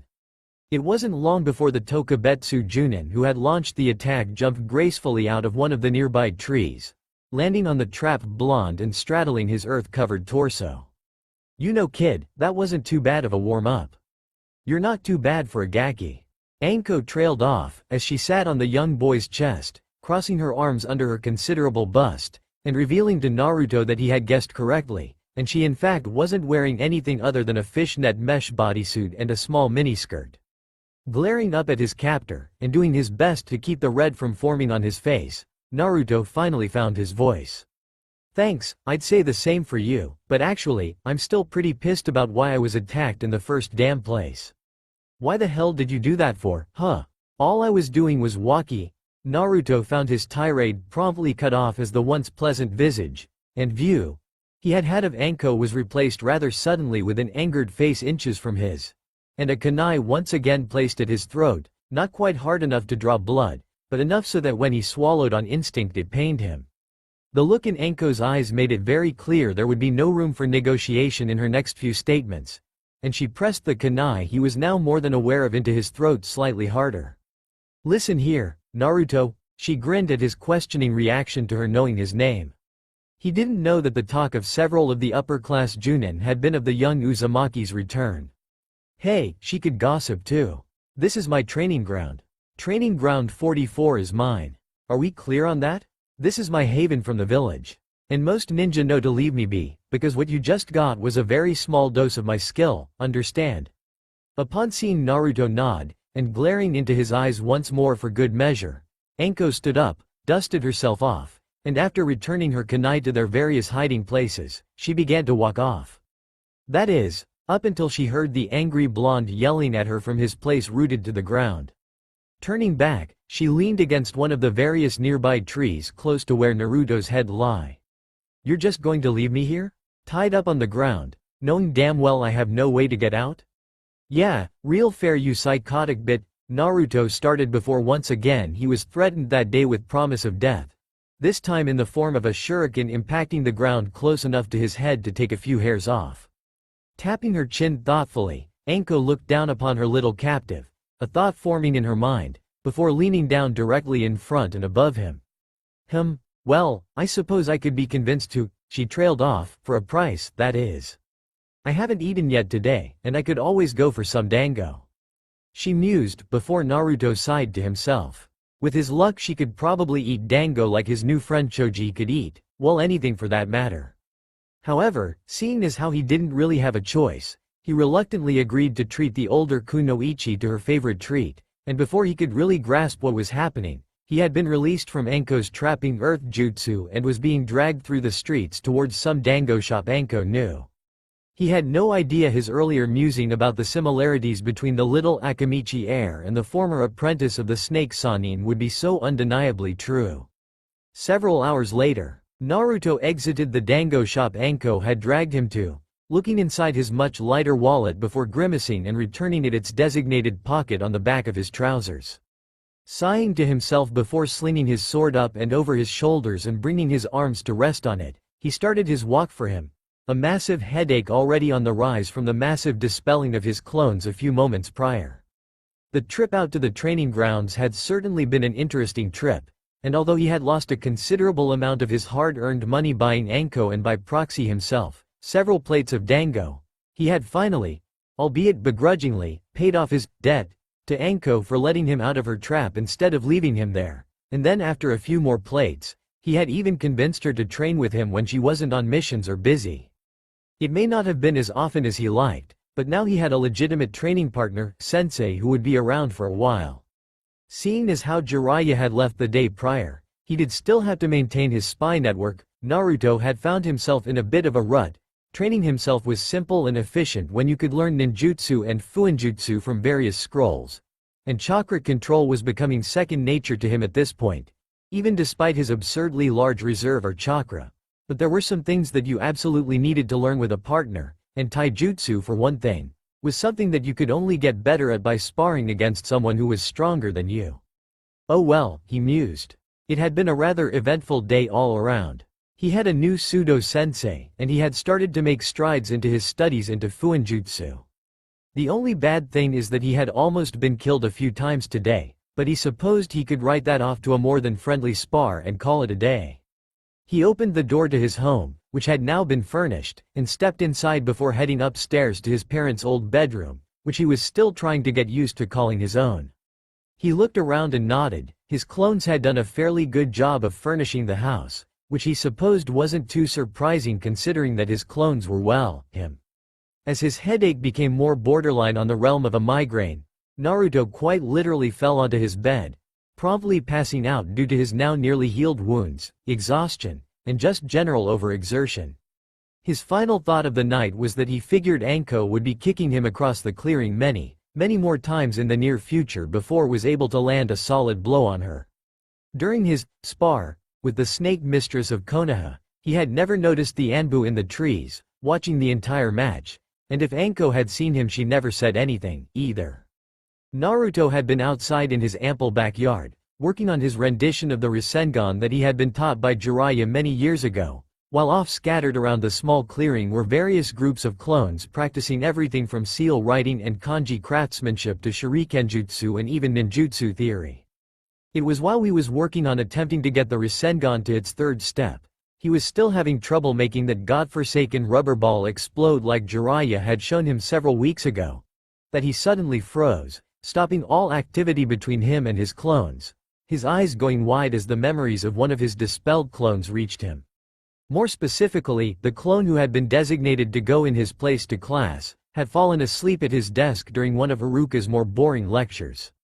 Ordinarily, this wouldn't be a problem, but when Iruka had noticed this, he had thrown an eraser with incredibly accuracy, nailing the sleeping Naruto directly in the head, and dispelling the clone. Ordering his remaining clones to continue their work, Naruto quickly grabbed Kei's no Karatoriki before disappearing from his yard in a flurry of leaves, before reappearing on a rooftop some distance away, and then repeating the process in a flurry of shunshuns across the many rooftops of Konoha. Between his realization of what had happened, the order to his clones, and then his mad rush across Konoha to the classroom, about 4 minutes had passed before Naruto appeared outside the window of the classroom, and then, waiting as Iruka finished yelling at the class to stay in their seats while he stepped out to go and talk to the administration office of the school, Naruto very stealthily opened the window at the rear of the room, and slipped inside, before walking over to his seat amidst the bewildered gazes of his classmates. Slinging his signature blade across his shoulders and placing him down beside his chair, the heir of the Uzumaki took his seat, leaned back, and let his hands fall into a comfortable position behind his head, doing his best to ignore the looks and the several questions he was getting from some of the more obnoxious members of his class, choosing instead to shut his eyes and lean his head back, right after glancing at his possibly best friend in the class, Kiba. He gave him a sly wink, mouthed, "Kage Bunshin," to him.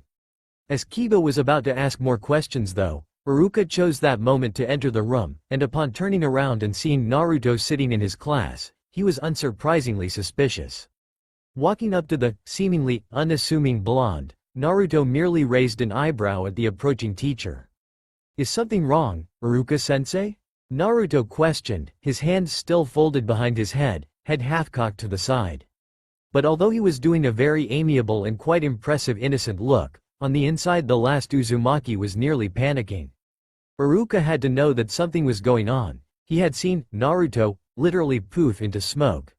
But he sincerely doubted that his teacher knew he was quite proficient in the Kage Bunshin no Jutsu. If he played this right, he might be able to just get away free, but only if he were able to play it cool. While all these thoughts were running through Naruto's mind, the scar-faced Chunin instructor had made his way through the classroom up to Naruto's designated desk, still placed in between Kiba and Shino. Placing a hand on either side of the young boy's desk, Iruka got in close to Naruto, inspecting the child, looking over every angle of his face before leaning back and nodding, and turning to walk away. As he did so, Naruto moved to let out the breath he had unconsciously been holding, only to barely duck out of the way as Iruka spun and lashed out with his right first, hoping to cuff the boy on the side of the head, but only catching air, before revealing it had only been a feint, and threw a piece of chalk from his left hand, nailing Naruto directly between the eyes, and watched as the chalk not only made contact with him, but bounced off of his forehead, landing on the blonde's desk. Naruto, for his part, looked only slightly disgruntled at the situation, before looking directly into Iruka's eyes, watching as the man simply looked at him, then the piece of chalk, then back to him, before nodding his head slightly, before grinning slightly. Naruto, began their de facto sensei, believing he had figured out how to find out whether or not one of his students had actually somehow managed to ditch class, while still being there. "What were we discussing in class right before I walked out?"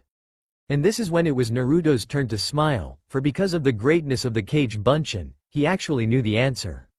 And he knew it would drive his sensei insane on the inside to know that he knew, while not even being present, and that his sensei would likely lose sleep attempting to figure out how he accomplished such a feat, never once suspecting that Naruto knew the Kage Bunshin no Jutsu.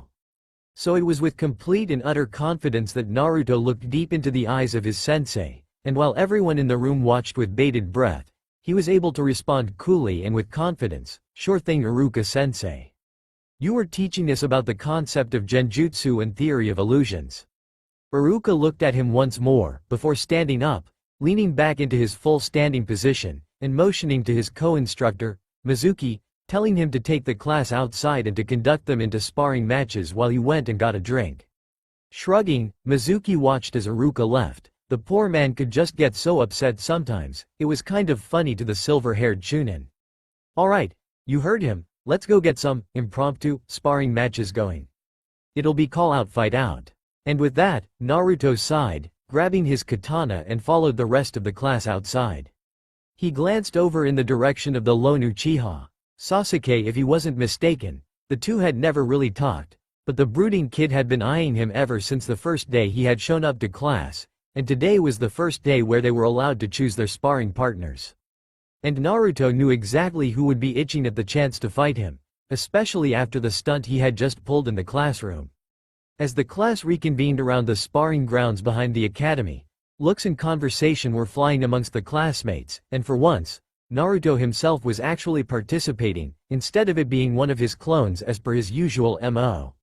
Speaking of which, the current heir to the Uzumaki clan was standing around with his typical group of friends, which consisted primarily of Kiba, Shino, Choji, and even the class's own resident lazy genius, Nara Shikamaru, who was telling everyone just how much of a drag this sparring match would be, while Mizuki explained the rules to them, more or less culminating in one person calling out another to a taijutsu spar, ending on his call.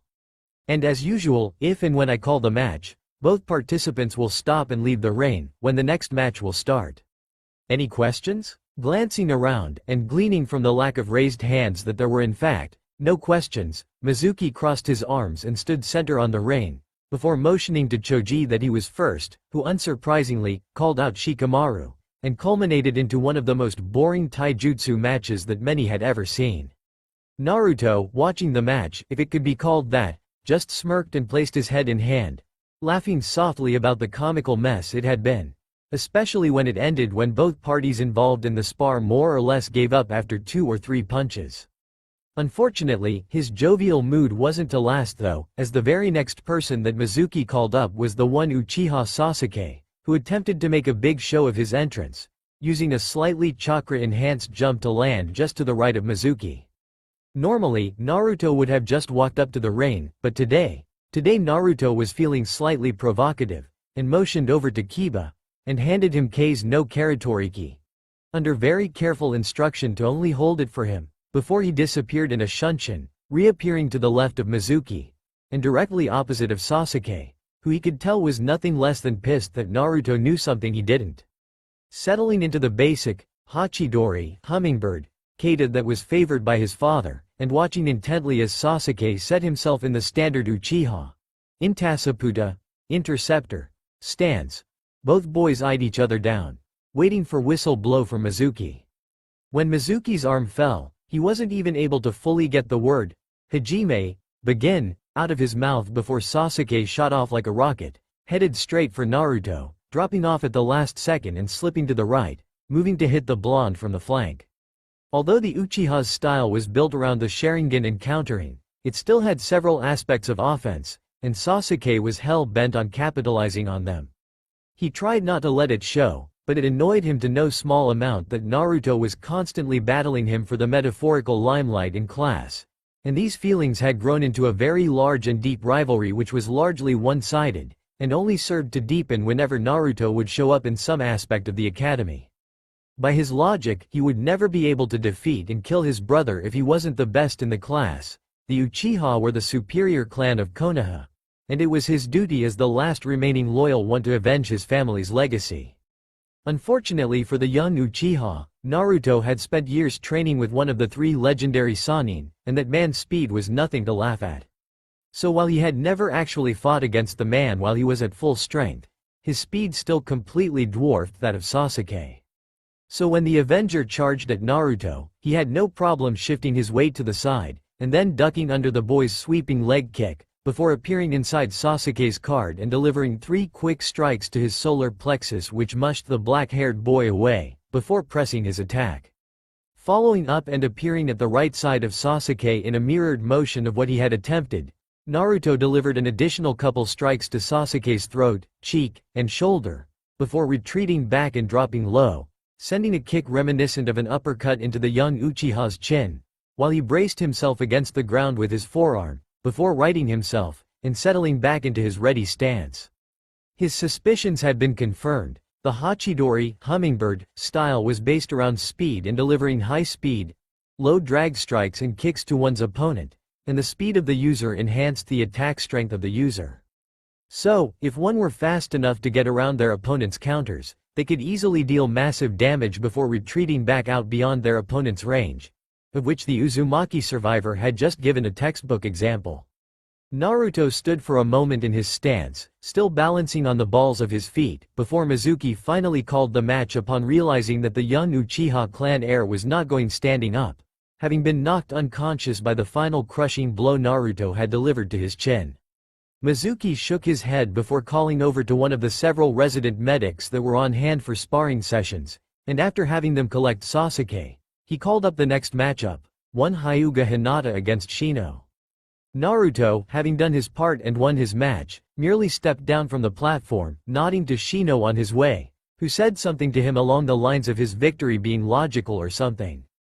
Kiba grinned at his blonde-haired blue-eyed pal, and handed him his trademark sword back, laughing unashamedly as Naruto looked at him with a questioning look, and Shikamaru simply uttered how troublesome the whole thing was as Choji continued to munch happily on his chips, which he always somehow had, no matter how many bags he ate.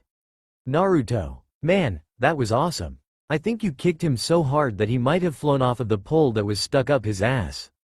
Kiba once again broke out into laughter, to which Naruto began to join in at this point. Hell, he might as well have some fun, and he still had around 9 more months to spend at the academy, anyways. Well shit Kiba, I figured he could use the help. It was stuck up there pretty damn far, anyways. Hiruzen Sarutobi leant back up from his crystal ball, once again mentally thanking whatever deity had seen fit to grant him such a useful gift. He smiled to himself before opening up one of the drawers on his desk and retrieving his signature pipe and tobacco, lighting it with a small fire jutsu and puffing on it happily.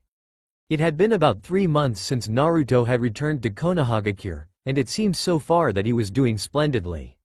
Aside from the young boy's, albeit clever, use of the Kage Bunshin, which at some point he would talk to the child about, but seeing as how it wasn't really having a negative on him would continue to allow it to happen, the young Uzumaki was keeping out of trouble for the most part.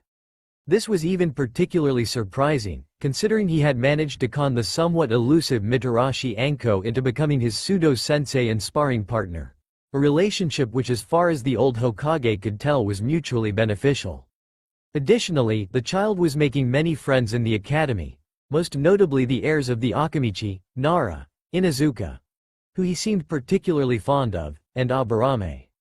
All in all, Naruto seemed to be getting on quite happily in the village, even despite Jiraiya leaving the young man high and dry several months ago.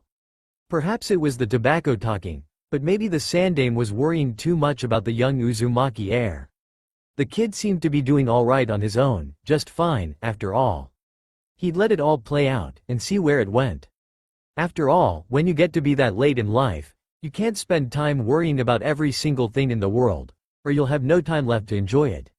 It had been nearly 3 months since Uzumaki Naruto had nearly been caught in the act of ditching but not ditching school at the academy, and although it had been a close call, he had decided to continue on sending his clones in his place, though they were under strict instructions to not fall asleep this time. So far, he hadn't had any other near misses where he would almost be caught, but this was also largely in part due to his obtaining a copy of the class schedule, which allowed him to know when he would actually have to be at the academy for various activities, such as a spar or some of the more taxing chakra control exercises that his clones simple couldn't handle. In this somewhat short time frame, Naruto himself had noticed himself growing as ninja in several ways. For example, his own chakra control showed the most drastic improvement, and after a liberal use of Kage Bunshin, which had quickly become his favorite training method, he could easily perform the tree walking and water walking exercises, and had gone on to take them a step further by being able to maintain each technique for a minimum of 2 hours while in combat. This last part of this technique was largely brought on by Anko, who he had assumed by this point only agreed to train with him only because she enjoyed using his rapidly healing body as a pincushion. He couldn't complain too much, though. For all the cuts and bruises that the snake summoner had given him, every time he trained with her, he found himself taking less and less hits, before finally, after many sessions, he had been able to land a solid blow on her. Naruto smiled to himself as he hid. That had been a great day in his opinion, and while the hit he had gotten on his pseudo-sensei didn't even do much damage, she had still be admittedly proud of him, and had even treated him to ramen afterward. Although Naruto would still and forever refer to her as his sadistic snake sensei, there was a certain term of endearment that came with the title, and he knew that while they were very different people, the two misjudged members of Konoha had built a strong rapport with each other, and formed a bond that would not easily be broken.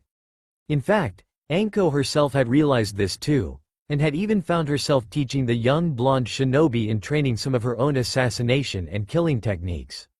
She was after all, a torture and interrogation specialist, and for many years before joining T&I, had been a member of Anbu. It had worked out especially well for her, as many of her skills could be brought over and transferred from her first major area of work to where she now resided. The way she say it, is that over the years she had managed to come up with and revolutionize many of the ways that infiltration and assassination was done, and she may as well pass some of them on. Despite who her former sensei was, she was every bit dedicated to Konohagakure. Naruto briefly closed his eyes, shaking his head ever so slightly, and pulling himself from his thoughts. He was currently in the middle of a game of hide and hunt with his aforementioned sadistic sensei. Cursing lightly to himself, Naruto disappeared from his camouflaged location at the base of a large tree in a rapid shunshin, narrowly avoiding the multitude of shuriken that now littered the area where he had once stood. Spinning deftly on his heel, and unsheathing his K's no Karatoriki in a swift and fluid motion, brought it to bear, parrying away several more kunai before jumping backwards and spinning on an axis, forming several one-handed seals and barking out a quick and controlled futon. Diatapa, wind release. Great breakthrough. Which served its elected purpose of spinning the remaining kunai into disarray. Landing back on the ground, Naruto sprinted forward, pulsing his chakra as he did so, jumping forwards but angling himself sideways, slimming his body to fall in between the two Fuma shuriken that had been launched at him from either side, before launching himself into the air, watching with some satisfaction as the ground below him liquefied and then solidified soon after, signifying Anko's use of the same trapping techniques she had used on him in their first spar. Finding himself on a nearby tree branch, Naruto pulsed his chakra, in a gross and unrefined form of the chakra Hankyute no Jutsu, chakra echolocation jutsu, and immediately launched himself off of the tree he had been on, flying towards the now revealed Anko, who simply grinned up at him, laughing as she dropped a kunai into each hand before bringing them up into a standardized Anbu cross block, before trapping the young blonde's blade down into the ground, using the angle to spin her left up and over, kicking out at Naruto and nailing him in the neck, smiling as he flew to the side, impacting the ground a short distance away. Her victory was short-lived, however, as the Naruto on the exploded as soon as she neared to check on him, in a clever use of Bunshin Daibuka, great clone explosion, almost throwing her back, had she not noticed at the last second, before raising both arms and allowing the snakes hidden within her sleeves, easily catching the sword-carrying arm of each swordsman, watching with mild satisfaction as her pets bit into each one, dispelling the clones. However, once again her victory was short-lived, as what she sincerely hoped was the real Naruto dropping down from above her, falling through the smokescreen created by his clones, clutching what appeared to be a small blue ball of energy in his hand, aimed directly for Anko's head as she looked up and feigned surprise at his entrance, which quickly morphed into actual surprise as she noticed the very recognizable Rasengan thrust outwards. Naruto grinned. This was finally it. He smiled all the way to the ground, and his grin only subsided once the surrounding ground was obliterated from his technique's impact.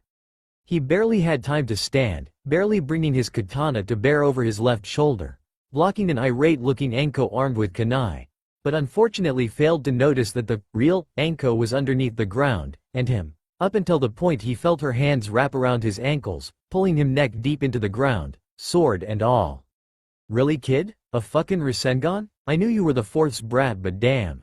Maybe I should stop holding back on you, the Mitarashi mused to herself, tapping her chin thoughtfully as she knelt down in front of the trapped Uzumaki.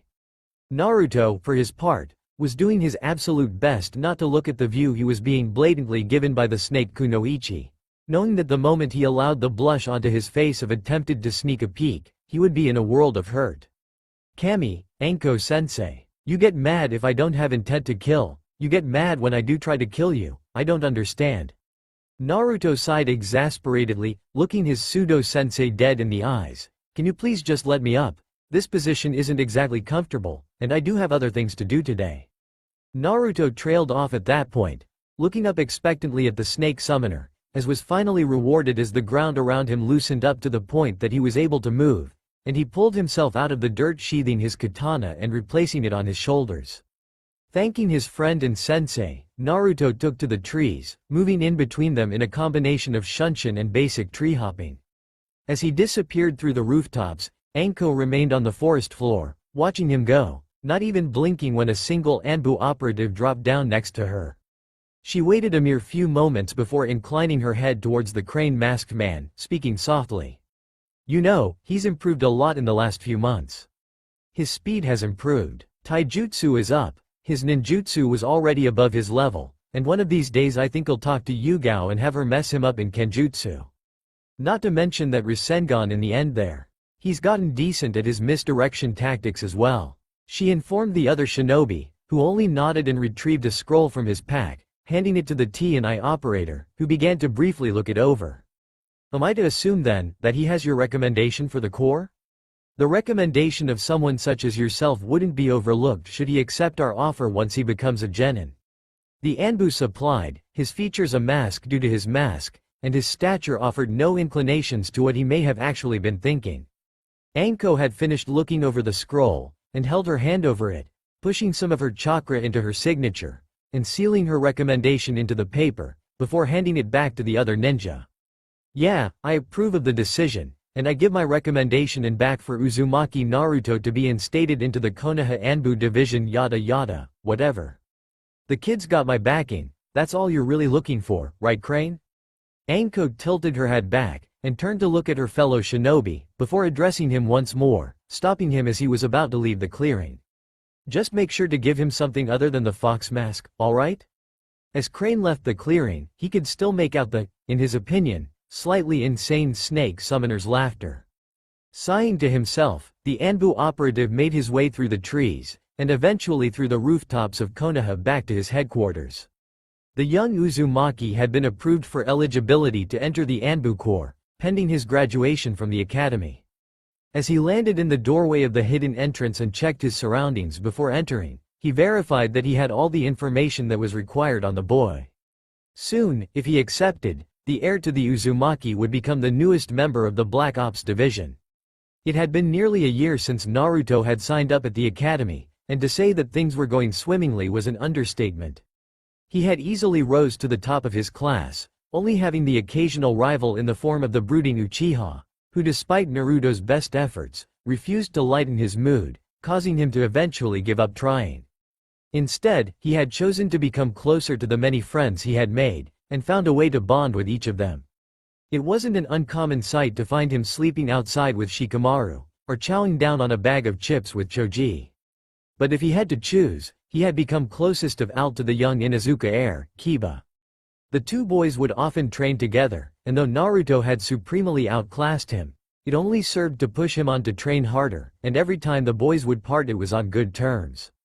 It was a common sight to see the two heirs leaning on each other on their way back from the training grounds, barely standing from exhaustion, and there were many nights that the last Uzumaki simply passed out at Kiba's, unable to move.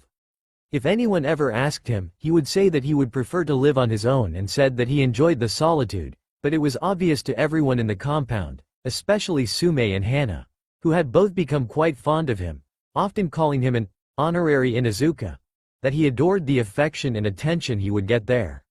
In fact, this is actually where he was coming from, having stayed the night over at the Inuzuka compound, having been invited over there the night prior by Kiba. The two had been training non-stop for the entire night before, apart from one incident where an unassuming Naruto walked in on a showering Hana blushing and nearly passing out from a nosebleed. Their reason being that today was the day for the yearly final exams. When the academy had been completely overhauled many years ago, a few systems had been put in place to assist those who were above the average skill level into getting out into the ninja force sooner rather than doing the standard 3 years at the academy. One such program was the yearly final exam, which, if passed with a high enough mark, allowed the student to graduate early, and be granted the rank of genin. Typically, only third-year student attempted to take the exam, but after enough prodding and recommendations from his various sensei, Naruto had relented, and today both he and Kiba would be taking the test, hopefully passing with a high enough rating and becoming the village's newest genin. Naruto knew he was ready, something about being trained personally by one of the Sannin, and then finding a sparring partner in the form of the student of another one did wonders to boost the young boy's confidence. As Naruto walked through the door of his classroom, Kiba and Akamaru in tow, he was nothing but a beacon of confidence and self-trust. It wasn't long before Iruka entered the room, and began calling names back, eventually calling Naruto himself back into the exam room. The written exam portion was up first, and he easily managed to pass it with flying colors, even the portion on ninjutsu theory, as well as the section that consisted on almost nothing but the properties and ratio distributions of chakra. Following up the test was a physical evaluation, which was more of a checkup than anything else, and then a spar against one of the Chunin proctors. Naruto was lucky in this portion of the evaluation, and thanks to his more recent training from Anko, was able to dispatch Mizuki within a matter of minutes, ending the match with his blade pointed at the older man's throat.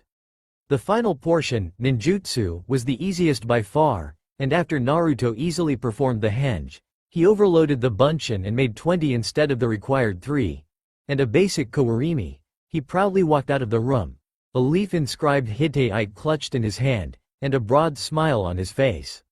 The newest genin of the leaf walked happily down the street, the badge of his stature tied loosely around his waist, reminiscent of a certain smoking Sarutobi and his 12 shinobi guardian sash. The blonde in question was currently on his way to the Ichiraku ramen stand, completely intent on celebrating his new rank with the owners of the stands, and later with his friends. Unfortunately, out of all the students in his former class, he had been the only one to pass the exam with a high enough mark to become a genin. Some honorable mentions, of course, would be Sasuke, who had actually only missed the mark by a mere 10 points, and Kiba, who although had poured his heart and soul into his training, had missed the minimum required score by a margin of 15. The young Inuzuka hadn't harbored any ill will towards him, though, and was actually quite happy for his friend. This couldn't be said for the brooding Uchiha, though, who had never actually bonded with Naruto, and now after being shown up once more, harbored a resentment that was resolute in its stance. There would be no peace between Uchiha and Uzumaki as far as he was concerned. The Uzumaki clan heir walked into the ramen stand, and after the subsequent congratulatory hug and a complimentary bowl of his favorite miso ramen, he was soon digging into his second bowl, happily slurping down the broth. However, it was as he lowered the bowl from his face, that he noticed that the once empty seat to the right of him was now filled with a small, lithe form of a kunoichi, dressed in the typical white, gray, and black Anbu garb, her cat mask doing nothing to conceal her long, flowing violet hair. Naruto did his best not to look surprised, although the operative had caught him completely off guard. It was then that Naruto noticed that the ramen stand itself was quieter than usual. He couldn't even hear old man Tucci cooking in the back, and Ayame was nowhere to be found. Swallowing the last of the broth, the Uzumaki heir turned his head towards the cat-masked shinobi sitting next to him, idly noticing the katana strapped to her back, as her emotionless mask stared right back at him. Uzumaki Naruto. A message from Lord Danzo. With that short and quick affirmation, the ninja retrieved a scroll from the pouch on her right hip, before handing it to Naruto, and after verifying that he did indeed recognize its importance, she vanished in a shunshin, the ramen stand seemingly returning to life as the last leaf petals hit the ground from Cat's quick exit.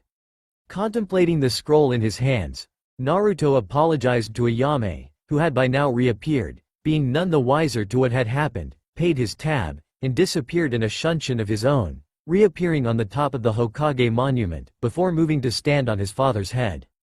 Holding the scroll in his hand, he opened it, reading quickly, and eyes going wide. Soon after he finished, per instruction on the scroll, Naruto channeled a small fire jutsu between his fingers, burning the paper in his hands to ash. He had a week to make his decision, like he actually needed it. For him, the decision was already made. All he had to do now was act on it.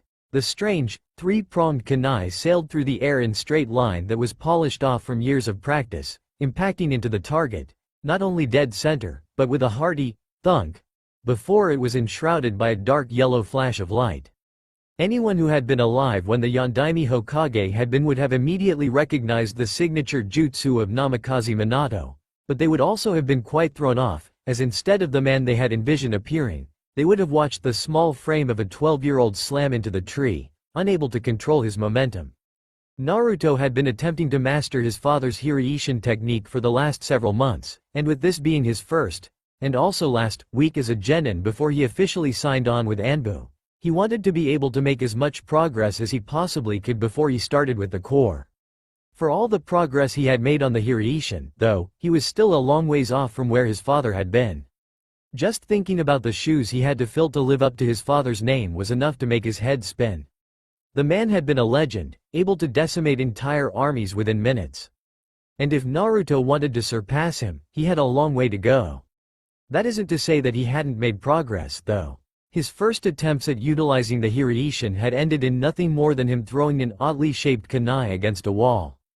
After going over the notes left by his father, though, he had been able to rewrite the seals on the various kunai to a new formula that was suited for him, as the jutsu was orientated around a complex sealing array, and it had nothing to do with being of the same blood as the original user. Over the next few months, Naruto had made some outstanding progress, eventually getting to the point where he was able to flash to each kunai, but only after doing the appropriate hand seals for the Hiruzen, and although he was steadily making progress towards being able to use it seamlessly and by instinct like his father had been able to, he was still a long ways off from surpassing what was arguably the jutsu that ended the Third Shinobi World War. Naruto picked himself back up from the ground, and in a spout of anger channeled his chakra into a particularly anger and frustration-fueled Rasengan, driving it into the target, obliterating it and sending the splinters flying everywhere. Sighing to himself, the Uzumaki picked up the now split in half tri-pronged kunai, before scowling and flinging it away from him, making his way back towards the far end of the training field where he had a literal pile of the kunai, just adjacent to a few small groups of clones who had been training on other, less physically dangerous, aspects. You keep destroying targets like that and Konoha might run out one of these days. A voice lazily drawled out, startling Naruto out of his musings, the young man spinning and closing his right hand around the hilt of K's no Karatoriki, but loosening his hold once he realized it was only Anko. Sighing, he absent-mindedly threw one of the offending kunai at her, which she easily caught and began spinning around her finger. "I heard you accepted the Anbu contract," she began, holding back her amused chuckle at his look of surprise. "Who told you about that? I thought that was supposed to be classified. I haven't even told anyone." The blonde started, lazily dodging the kunai as it came sailing back towards him, noting with mild interest that it landed back in the pile of its brothers. "Oh please kid, who do you think recommended you to the Corps in the first place? Or gave their personal recommendation as well? I'm part of the reason that you got selected, Naruto." Anko informed him, smiling cheekily and flashing a toothy grin as she walked towards him, grabbing the young man in a light headlock, playfully roughing up his head as she did so. "Really? Ah, Anko-chan, I knew you had a heart. It was just hidden behind all that anger and hate." Naruto barbed back at her, substituting himself with a log, and effectively escaping Anko's playful assault. Laughing at her bewildered face, he laughed, "You were the one who taught me the way of the log, Anko-chan. For when you feel the tug on your soul, you shall know that it is the will of the log, allow yourself to swap with it, and for a brief moment, you and the log shall become one." He quoted back at her, remembering a time when she had first used the Kawarimi no Jutsu in one of their spars, and then proceeded to beat the following log worship into his head. Allowing her face to slip into a devilish grin that reached all the way to her ears, Anko fell into her practiced Habi snake stance, fully intent on placing the young genin and Anbu to be into a tight spot. "Oh, it's Anko-chan now, huh? Well then, Naruto-kun, maybe I should reserve us a room." She trailed off as she disappeared into a burst of speed, reappearing directly in front of him, and throwing a sweeping round punch as she began the taijutsu match. For the next several hours, the various sounds of combat could be heard coming from the Namikaze estate. The Uzumaki clan heir knelt in the shadows of the small, torch-lit room. It was dry, yet somewhat musty at the same time, but also held the unmistakable air of a practiced military installation that was only enhanced by the dull gray paint and black Konoha flags. Standing at the head of the room and flanked on either side by a standard Anbu agent, was a man whose clothing was covered by the unusually black Anbu cloak.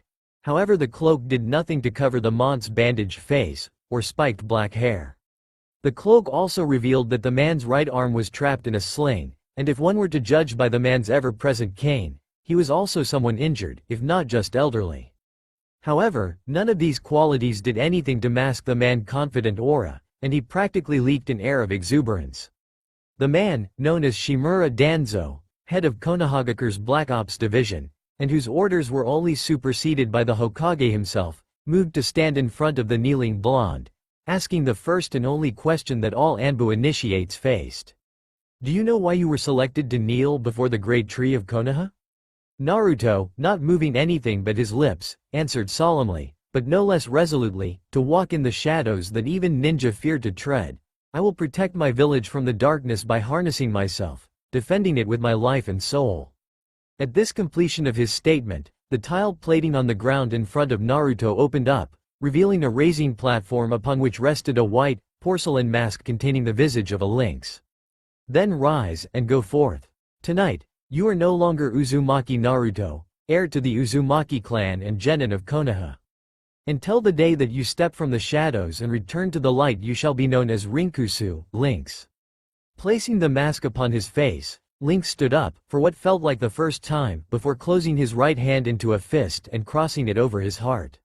I am no longer Uzumaki Naruto, I am Lynx. Danzo merely nodded once before spinning on his heel, walking out of the room, as the newly appointed Lynx stood in the room at attention. The Nine Tails Jinchuriki is now under my command. The old war hawk mused to himself as he left the room, not even bothering to turn as one of his captains passed by him in the hallway, heading to meet her new charge.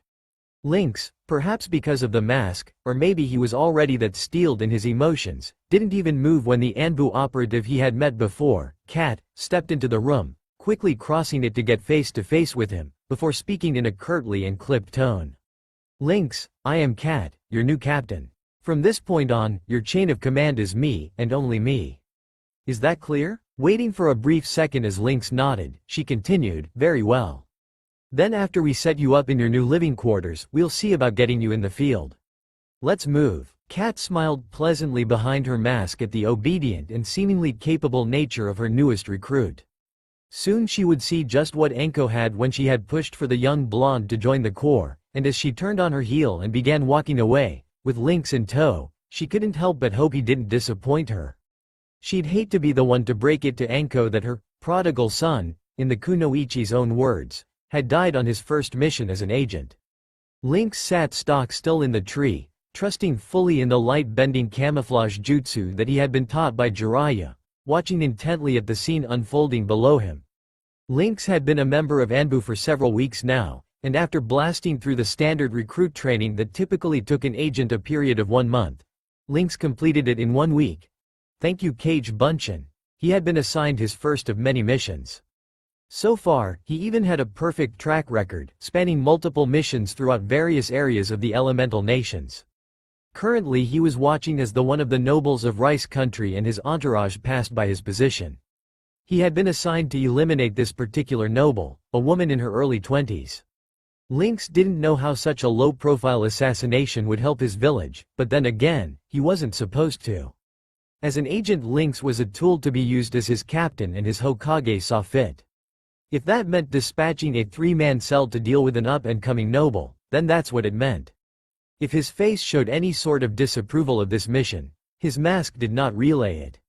Lynx's mind was pulled from his musings as he saw a single kunai knife impact dead center on the noble's carriage, the attached flashbang blinding the 2 chunin in the front, and allowing his teammate, Raven, to drop in between the two, driving a kunai into each man's neck before speeding towards the chariot itself.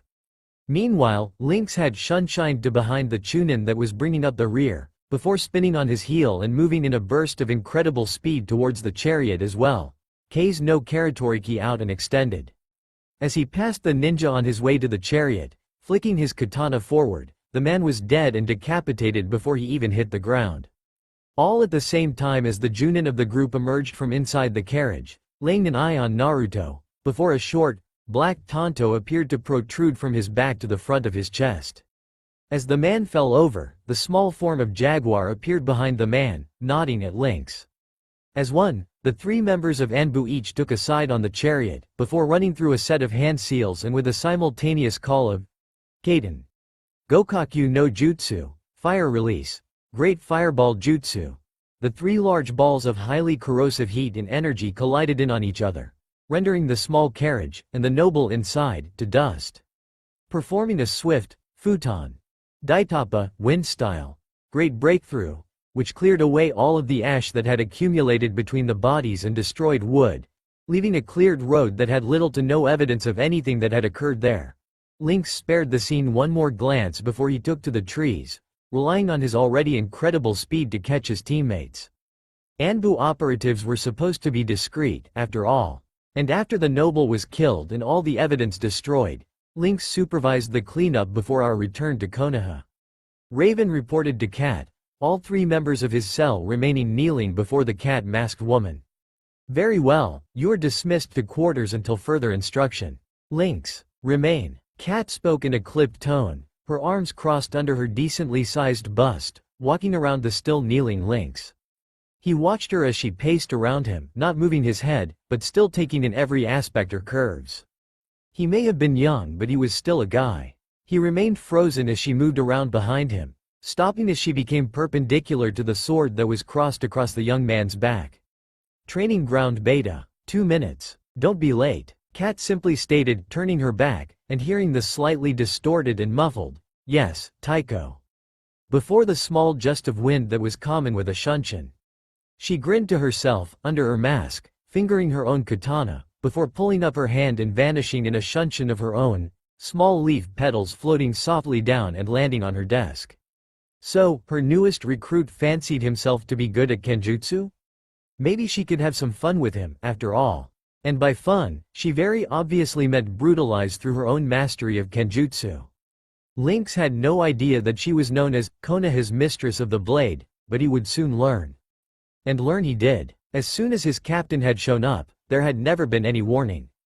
He had been standing down at the far end of the designated beta training ground of the Anbu, and the few other members that had been there quickly vacated as soon as Kat appeared on the other end, facing towards Lynx. Inclining his head in an unassuming, questioning look, Lynx was barely able to slide out of the way as Kat appeared inside his guard, a downward sword slash already in motion. It was all he could do to sidestep, rolling to the side, and drawing his own katana to block the follow-up strike from his captain. The following hour, Kat would show exactly why she was a captain in the Anbu Corps. And her title was aptly earned, as no matter what the young agent would try he was promptly beaten down. Cage bunshin, various ninjutsu. Hell, he even tried a couple sealing techniques on her, which while he may have been able to catch her off guard once or twice, he was only able to land a single definitive hit right at the end of the session, which is why the spar, if it could be called that, was called to a close. Through an interesting strategy, Lynx showed his true prowess in tactics when he managed to slice open Kat's thigh. She had just finished up a near-crushing combination of kenjutsu and taijutsu on him, culminating in her kicking him straight into the air, before allowing him to drop onto her blade. However, at the last second, Lynx sprung his plan into action, and although his body was completely wrecked, he was able to hold together long enough to complete it.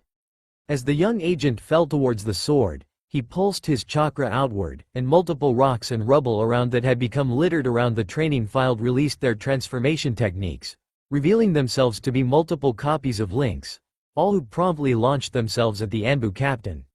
To her merit, the captain didn't miss a beat, merely abandoning skewering the agent, and opting to rage through his clones, quickly making short work of them. As she disarmed and speared the last one with her own katana, she spun to face her newest charge, but right as she raised her sword to begin her assault, she noticed a small glint in the corner of her vision. Before she had any more time to react, the original Lynx yanked back hard on all of the ninja wire that littered the area, seemingly trapping his captain in a spider web of wire, making her look similar to a trapped fly inside said web. His trap wasn't done yet, though, for as soon as Kat began to cut her way free of the many cords that had attached to her, she was able to hear the multitude of hissing noises, as the myriad of paper bombs he had attached to the wires exploded, enshrouding the area in a flash of light. This still wasn't enough to take down, or even faze the Anbu captain, as she jumped out of the cloud of smoke, seemingly unfazed by the assault that had befuddled her. However, at that exact moment, 4 separate lynxes appeared on either side of her, Rasengan in hand, and made a dash at her, which she was able to avoid by dropping low and spinning, eliminating all that had surrounded her. What caught her off guard though, is that the sword that one of the clones dropped did not pop out of existence like the rest, and when she spun to look at the falling blade, Lynx burst from the ground directly below her, grabbing his sword as it fell, and managed to slice Kat clean across her outer thigh as she desperately backtracked, dodging the brunt of his blow, and promptly kicking him hard across the back, sending him flying across the clearing. Kat stood there and watched as Lynx slowly got shakily to his feet, and though he couldn't see it, she narrowed her eyes, but also raised one of her eyebrows in mild surprise. It had been a while since such a fresh member had been able to land a hit on her. And although the cut he had delivered was nothing to write home about, it was still a definite hit on an Anbu captain. Kat had to hand it to Anko, she sure knew how to pick M. Kat waited until Lynx was fully back on his feet before addressing him for the last time that day. "You're dismissed for the day. Unless missions send you otherwise, you will report to here, and to me, every other day, bar nothing, at 1800. Am I clear?" She turned and began her shunshin away, easily catching the clear Taiko. That drifted over to her on the wind. Lynx, now standing on sore legs, with a sheathed K's no Karatoriki in hand, began his slow limp off of the training field. He was going to murder Anko if he made it out of Anbu. There was a lot you could learn about someone by the way that they fought. The way that one throws their fists, which advantages they will and won't use, the weapons they choose to employ, and the strategies that they employ all give a great deal on insight into not only that person's character, but also their philosophy and mindset. This saying, however true it may have been, absolutely went double for those who chose to use swords as one of the baselines for their own personal fighting style. If one were to sit and not just watch, but truly observe a battle between two kenjutsu masters, they would be awestruck by the sheer tenacity alone of the combat.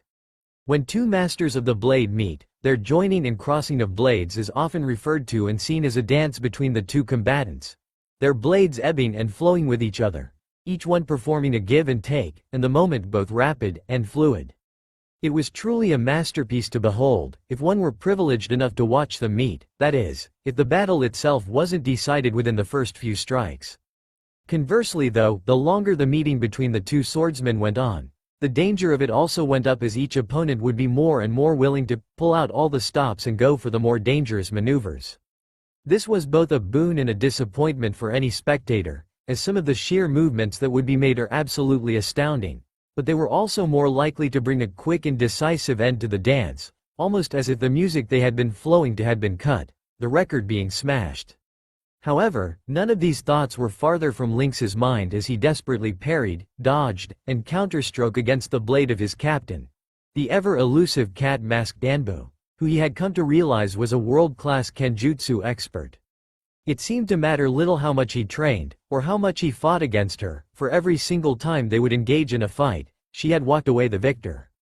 That isn't to say that Lynx was a slouch, he was just simply outclassed when it came to strict kenjutsu. He had proven multiple times that when all the restrictions placed upon him were released, that he could be a brilliant tactician that rivaled that of Hitaki Kakashi himself, and combined with his already massive and versatile ninjutsu arsenal and the simple fact that with his mastery of the Kage Bunshin he was a literal one-man army, Lynx was truly a one-man army. Unfortunately, none of that particularly mattered at the moment. As for the last several spars, if he could call them that, after having slowly and painfully limped away after more than one of their sessions, his captain had ordered him to use nothing but his kenjutsu and taijutsu, effectively handicapping a great deal to the point of being crippled. However, Lynx had been no slouch in learning and adapting his kenjutsu style, and his preferred style of taijutsu, while mostly aimed around the benefit of his various speed-enhancing techniques, was still good in a pinch. He knew what Cat had been trying to do though, and he appreciated it to an extent. However, after nearly 2 years of being in the Anbu Corps, during which time he had spent every other day when he wasn't out of the village on assignment being brutalized by his captain, he was beginning to tire of it. As Lynx dropped his weight, by now easily slipping under Cat's outstretched katana, he leaned back before bringing his right hand up hard and fast, striking the back of Cat's elbow, and knocking her sword out of her hand, sending it spinning into the air. Grinning beneath his mask, Lynx brought his sword to bear, spinning on his heel after righting himself, and bringing his blade around in a feinting shoulder strike, before reversing the blade and moving it towards her throat. As she had been disarmed and without a weapon, Lynx was caught off guard when his captain brought her hand upwards in a flash, deflecting the intruding blade with a flick of her wrist, before firmly planting her foot into his solar plexus, at the same time as she rotated her over and around his wrist, grabbing it and slamming it down as the rest of his body attempted to fly away. The resulting torque dislocated the man's wrist and forced him to let go of his blade, the fallen K's no Karatoriki clattering to the ground as Cat released his hand, caught her sword and brought its point to bear on the fallen man's neck. Knowing that he had now was of knowing it, Cat smiled behind her porcelain mask, fully allowing the ear-splitting grin to take over his visage. The 14-year-old agent had been steadily improving at an alarming rate in almost all aspects of the ninja, lacking only in genjutsu to the point that she doubted that he would ever be able to cast anything other than a C-rank technique. While she knew that the younger blonde could greatly appreciate his alarming growth to his liberal use of Kage Bunshin, his tenacity was also something that wasn't to be scoffed at.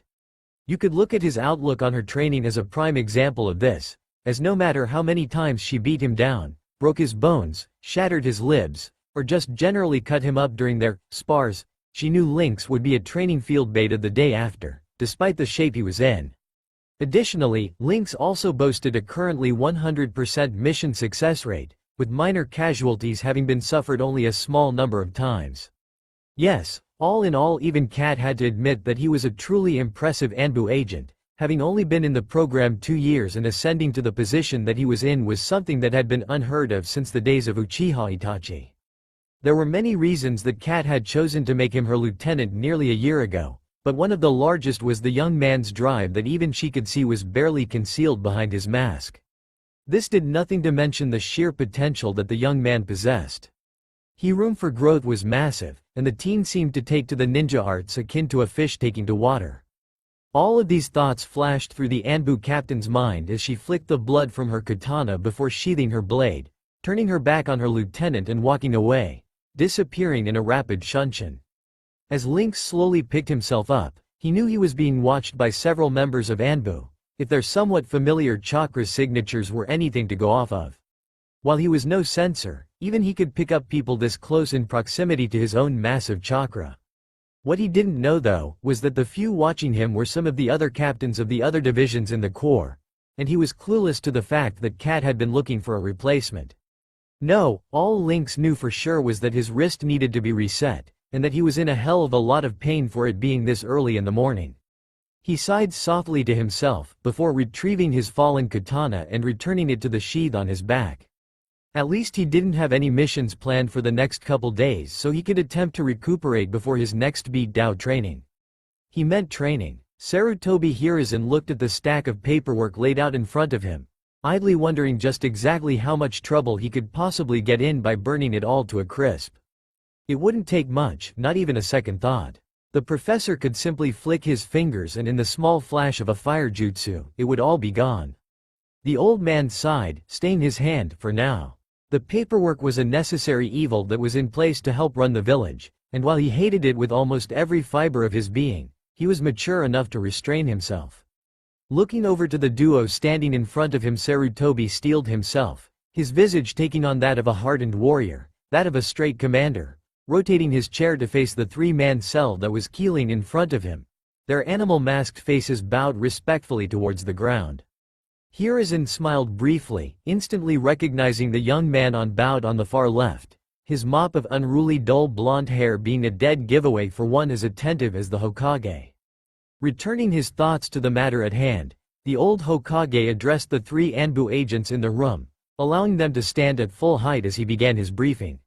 Lynx, Tiger, Boar, you 3 have been gathered based off of your specific qualities that will be essential to this mission. Recently, a team of Junin that was operating within the Land of Fire stumbled upon what appears to be one of the bases of my old student, Orochimaru. As it is highly unlikely that he is still in the vicinity, your team's mission is to infiltrate the facility, and retrieve any documents or envoys of interest that remain. This is to include personnel that may have been left behind. Lynx has operational command, and you are to leave promptly. I expect a full debrief upon completion. The man raised his head after ensuring that Lynx had gleaned all the information he needed from the folder containing all they had learned of the outpost, before burning it with a fire jutsu between his fingertips. As always, if you are captured or killed, the leaf will immediately disavow you from the Anbu Corps, and while an effort will be made to retrieve you, we will not expend undue resources. Any questions? The Hokage paused for a brief second, making sure to catch the eye of each member of the team. Linger on the cold blue eyes of Lynx for a moment before speaking once more, rising and turning his back to the 3 men, grasping his hands firmly behind his back. Dismissed. The 3-man cell immediately phased out of the office, each vanishing in their own form of shunshin before reappearing in the central command area of the Anbu headquarters. The 2 subordinate members looked to the de facto leader of their newly minted task force, as he addressed them for the first time. We leave in 15 minutes. Prepare for close combat and personnel capture. If there are any, I want them alive and in good condition. Pack light, pack fast. South gate on my previous mark, move. Lynx watched as his team vanished off to gather their own respective gear, before rushing off to obtain his own. Lynx was no stranger to the burden of leadership, Having been in the position a decent amount of times ever since his promotion to lieutenant of the 7th Division within Anbu, however, this would be the first time he was the lead agent on the raid of such a high-profile target. For his team though, he would be the picture of confidence. It simply wouldn't do to be the lone, unconfident leader. Plus, Lynx knew that Boar himself was actually a captain himself, so why he had been granted operational command over his superior officer, he had no idea. Unfortunately, he had no time to lament on it, as he had just arrived at the gate, moments late joined by the aforementioned captain, and seconds after that, Tiger. Nodding to his team, Lynx jumped into the trees, speeding off due south, his team hot on his heels. The three-man task force arrived at the entrance to a large cave system in the southwestern region of Fire Country, near the border with River Country. Seeing as how the base was a part of such a complex system, it was no wonder that it had remained unseen until now, even being in Fire Country.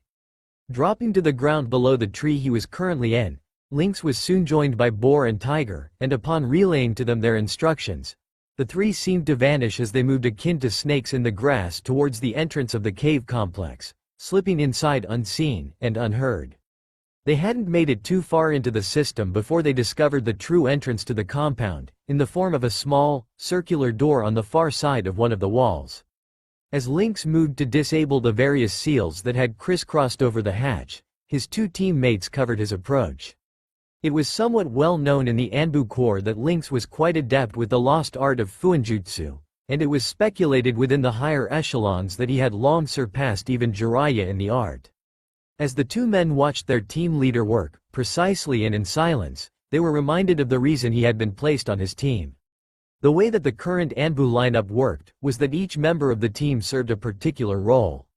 For example, if the mission parameters were more suited for heavy combat, a group of combat and ninjutsu specialists would be sent over a team of capture and interrogation proficient agents.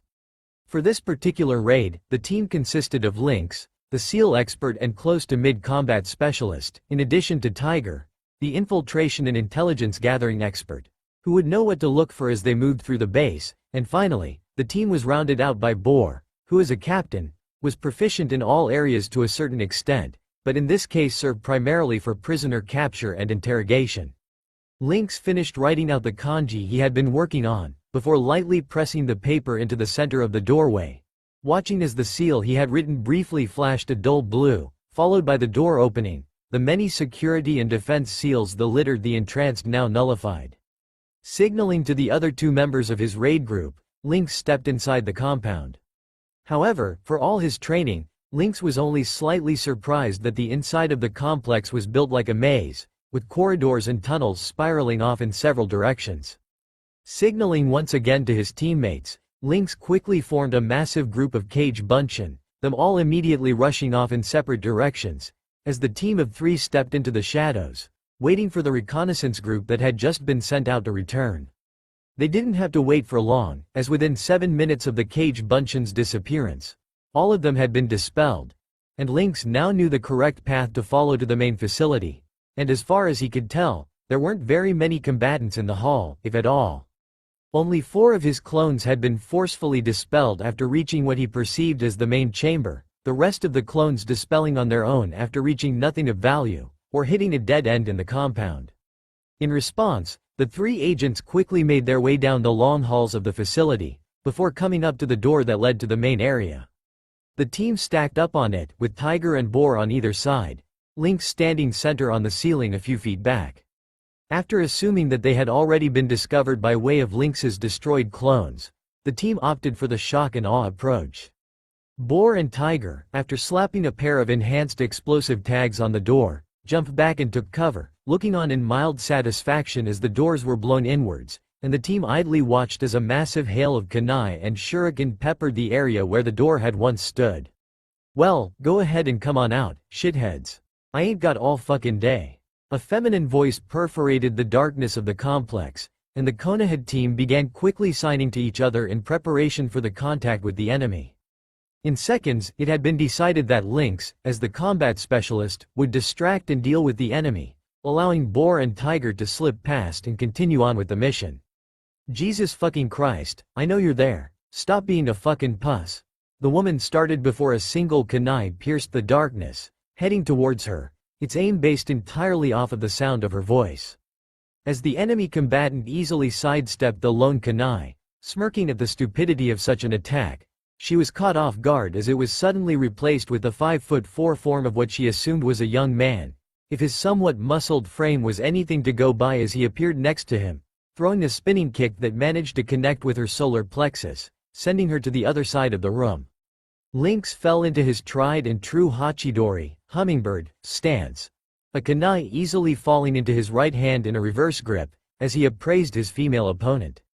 It was hard for him to fully see in the low lighting, but the woman was dressed in what appeared to be a gray battle dress, with black compression shorts and a matching top underneath, held together at her waist by a large, purple rope that served as a belt.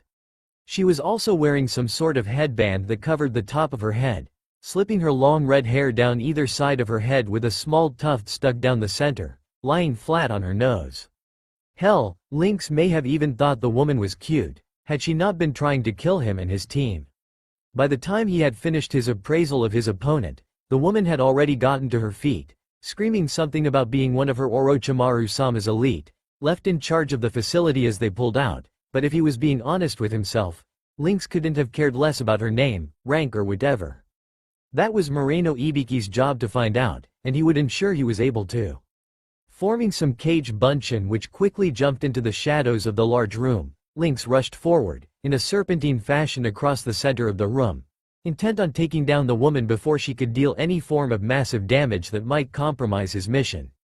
As he appeared on the woman's left, he launched the kunai at her throat, overloading the chakra in his feet to launch him over her in a twisting half flip, forming the seal's fur, and calling out a shuriken cage bunshin no jutsu as he did so, his singular kunai changing into over 30 as he landed on the far side of the redhead, a Fuma shuriken already in hand and flying towards her.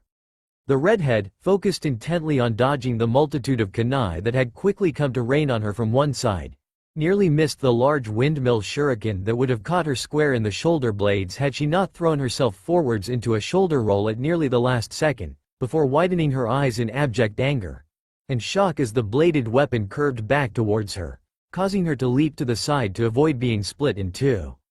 Unfortunately, as it passed her, she cursed once more as she saw the attached smoke bomb, which promptly exploded, covering the room in a thick mask of black smoke. Lynx smiled grimly to himself as he moved seamlessly through the room, noting with satisfaction as the other members of his team passed through the room, getting by as he continued to deal with his lone opponent. He sighed to himself as he created more cage bunshin, sending them out in multiple directions, their instructions already ingrained in their minds as he moved towards the woman who had by now regained her footing and was cursing him with a mouth that would make a sailor blush. Had he not been under strict orders to take as many alive as he was able, this woman would have already been eliminated. He was a sharp and precise blade, and mistakes were not tolerated, though, so he stayed his hand, instead ushering forth a small wind jutsu that cleared the smoke, allowing the woman to focus on him once again. "Alright, you son of a bitch, now you've really pissed me off." The redhead glowered, while Lynx merely tilted his head to the side, before vanishing in a shunshin, appearing in front of the young woman who he had gauged to be at about a high chunin level. The woman's face contorted into one of shock, yet again, a look that the masked Anbu operative had begun to think was quite befitting of her, as before she knew what had happened, his right arm had flown up, a small, concentrated Rasengan forming in the small of his hand before he slammed it into the flute she had been constantly attempting to raise to her lips. As he did so, her flute shattered, and she screamed at him before he noticed some form of marking begin to appear over her entire body. "Alright, well I suppose that's enough of that, can't have this get too out of hand," Lynx thought to himself, as he pulsed his chakra, sending the signal to his clones to spring their trap. Right as the red-headed woman found herself dead center of the room, and now unable to move. The feline masked man cocked his head once more to the side, and if the subordinate of the snake Sanin had been able to see under the mask, she was positive she would look upon a knowing smirk, as a large ceiling array lit up around the floor of the room, before Lynx himself made a few discreet hand seals, slamming his palm into the ground, calling out, "Uzumaki Shiru Gijutsu. Itsuari no Hikari no Hanten Hashira, Uzumaki Sealing Technique. Inverted Pillars of False Light." As his hand hit the ground and the woman was now trapped, she nervously looked around her, and desperately attempted to call upon her chakra, only to pale as the warmth that was permeated her core was found to be empty. Before she had a chance to dwell on it though, 5 pillars made of a blue energy descending from the ceiling around her, forming a vague pentagram around her. A multitude of lines and various kanji appearing in between all of them, intertwining and connecting them together before she could feel her consciousness itself slipping from her, as she crumpled to the floor in a heap. Her mind effectively sealed off from her body, placing her into a state similar to being comatose, only with a live and active mind with an unresponsive body. Lynx waited for several seconds, ensuring that his opponent was incapacitated, before he approached her fallen form, activating the sealing mid trick he had on his left. In a small puff of smoke that was like a signature to any summoning jutsu, a large scroll appeared on the ground, and after a few short movements and some quick writing, Lynx sealed the unconscious woman inside of it, before resealing the scroll itself into his chest, before standing and running down the hall after his comrades, making a small force of Cage Bunshin to finish surveying the room as he made his exit. The 3 members of the raid force knelt in front of their Hokage, all of their heads bowed out of their complete respect for their leader. The old Hokage had had them there for several minutes, simply looking through the folder that had been presented to him, which encompassed all of the actions the team had taken while they were on assignment. If he was being honest with himself, the old man was pleased, quite pleased with how things had gone, for it was on raids like these where things could very quickly go sideways, and it wasn't unheard of for entire teams of agents to fall in their pursuit. However, this particular mission had gone splendidly, and had almost no problems, even ending in the capture of one of Orochimaru's personal guards, if the girl's ramblings were to be believed. He made a mental note to seek out Ibiki later on and see what he had gleaned from the woman, who he was currently working over and interrogating right now. Yes, overall he was quite pleased, as even though he had given operational command to a less senior agent, the lieutenant had performed remarkably well under the circumstances, leading his team with precision and professionalism. The old Hokage turned around slowly, before raising his head to let it rest in the cradle created by his 2 hands under his chin, speaking softly, but with nothing less than the absolute authority that belonged to his position. "Tiger, you are dismissed. Inform Cat that she may enter on your way out. Lynx, Boar, stand and take your positions at the side." With a clipped and gruff, "Hokage-sama," both men moved out of the way, as Cat entered the room following Tiger's departure. Cat moved with a purpose in the Hokage's office, standing strong and tall with every bit of poise and prestige her rank and status carried. She moved to stand dead center at the Hokage's desk, saluting, before standing off to the side of the desk, falling into a modified stance on the position of attention, before addressing Lynx, who had come to attention himself up the entry of his captain. "Su Taiko Lynx, you stand here today not only to be recognized by your servitude to Konohagakure, but to be officially recognized in your new title. Front and center." At this, Lynx moved to the middle of the room, still not quite comprehending what was happening. He had known that his captain had been on her way out of the Anbu Corps, but he was blissfully unaware that her chosen replacement was him. As he moved to the center of the room and knelt in front of his captain, he was still slightly bewildered as Cat resumed speaking. "Board Taiko, do you vouch for the fidelity and abilities of Lynx, giving your blood-bound word that he is not only qualified, but justly represented for the position of Taiko?" Stepping forward, the large burly man raised his palm to his chest in a stone fist, speaking gruffly, yet no less solemn. "I, Boar, having seen firsthand the fidelity and abilities of Lynx, do recommended him for Taiko in the Anbu Corps, to rank as such and command his division." Having said his part, Boar stepped back, returning to attention, as the Hokage continued to look on silently, appraising the ceremony with an expert eye, as Cat stepped forward once again, this time with her right hand glowing a dull crimson color, the flames dancing upon her fingertips. "Do you, Lynx, swear to uphold the ideals and values of the Anbu, leading this division with distinction and loyalty, accepting nothing but victory, choosing to tread in the shadows that even the Anbu themselves feared to walk, leading as an impenetrable force and an unstoppable barrier?" Lynx, hearing his verbal K, remained kneeling, but raised his masked head, making eye contact with his captain of over 2 years, as he spoke.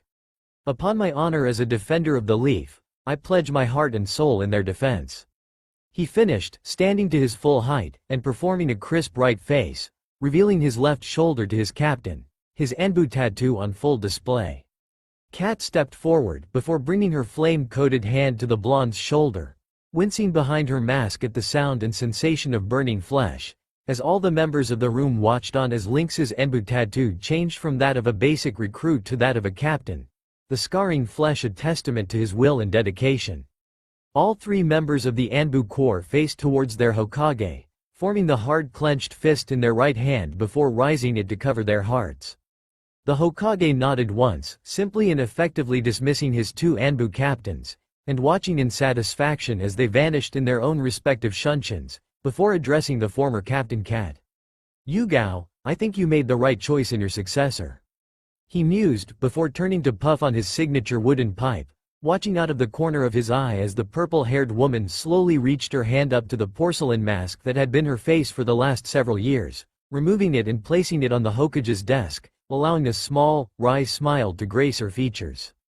"Yes, Hokage-sama, I believe you will do just fine." The blonde-haired man walked through the streets of Konoha, dressed in what used to be his usual ninja garb.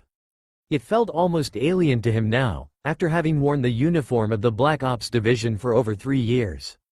It was odd, he thought to himself as he trudged along one of the many side streets of his village, that he had, while he considered the village his home, he had spent most of his life away from it, from his early life training with the Toda sage, Jiraiya, to even his time spent in Anbu, when he was often gone on missions. Yet, he considered the village his home, though he was rarely there. He mused that his view would likely change once he eventually leave the Corps, but that wasn't likely to be anytime soon, if he had his way. He genuinely enjoyed being in Anbu, and upon his promotion to captain he had begun to appreciate it even more. It was actually in part because of his association with the program that he was able to do what he had planned today.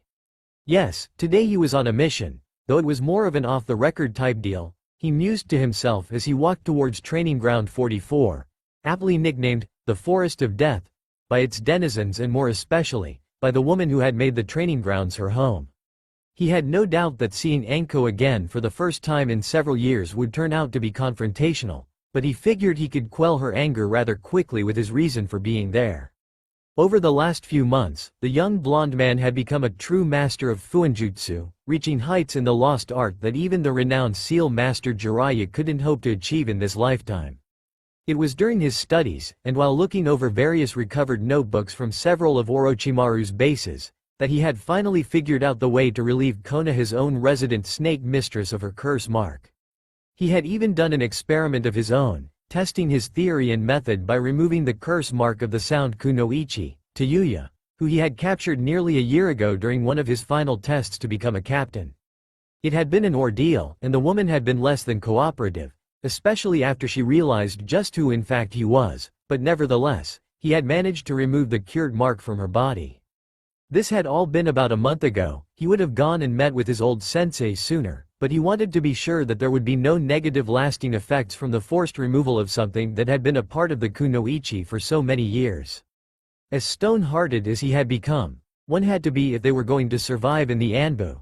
He still had a soft spot for Anko, as she was one of the first friends he had ever made in Konoha who had made time for him, instead of the shunning he had been used to when he was younger.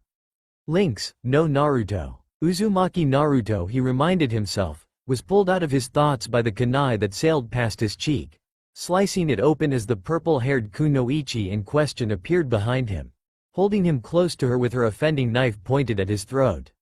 Well, look who finally decides to come say hello after all these years. And after all I did for you, too.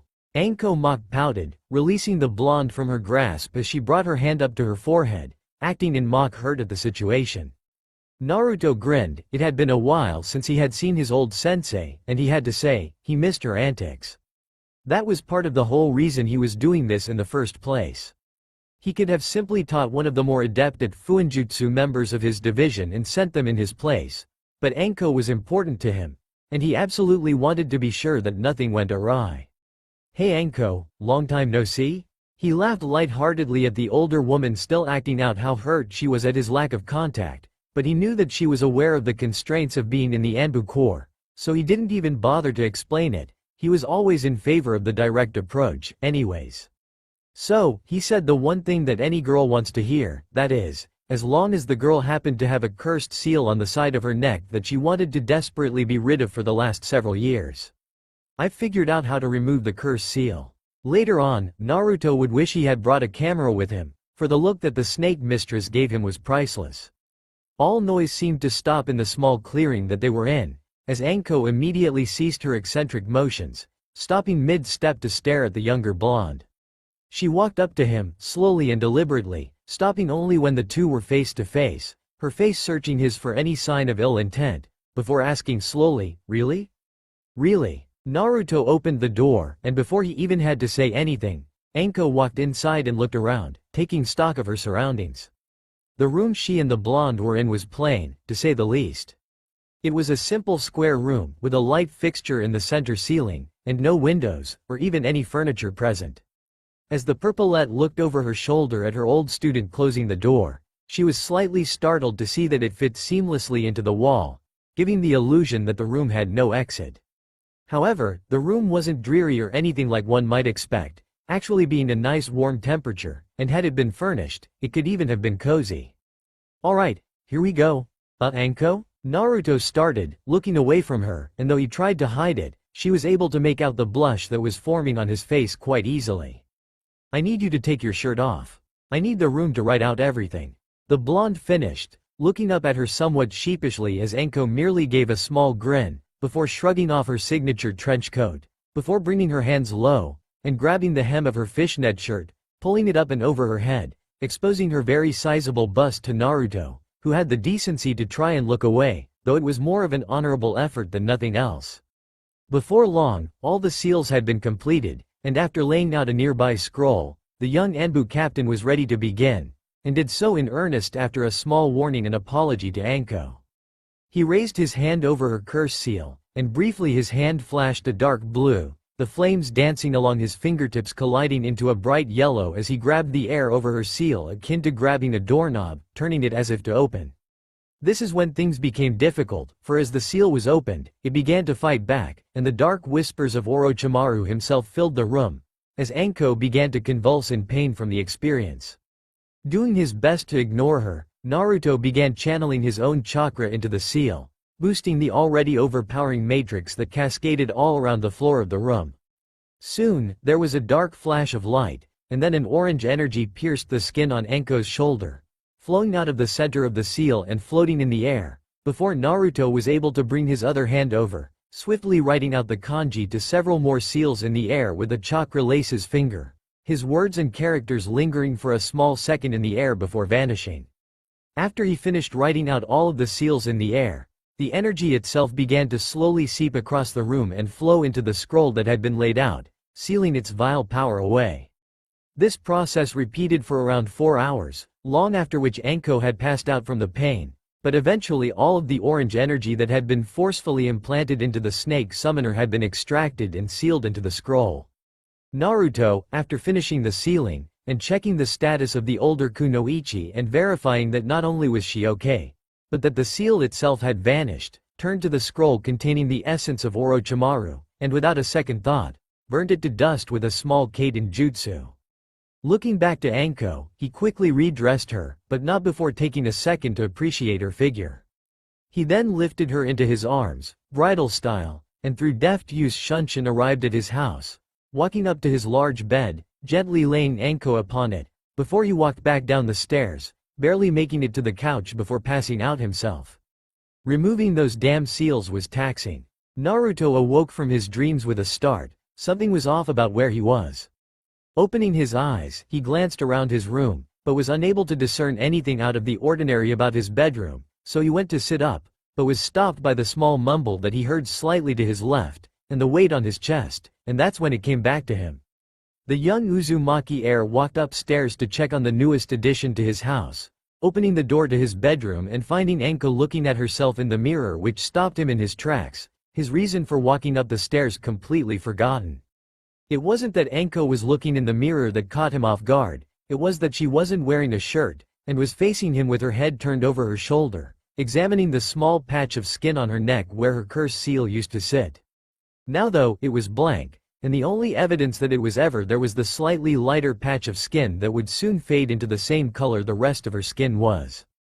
To say Anko was ecstatic was an understatement. Gone were the constant voices in her head, gone were the random spasms of pain that would hit her at random times, they were all gone.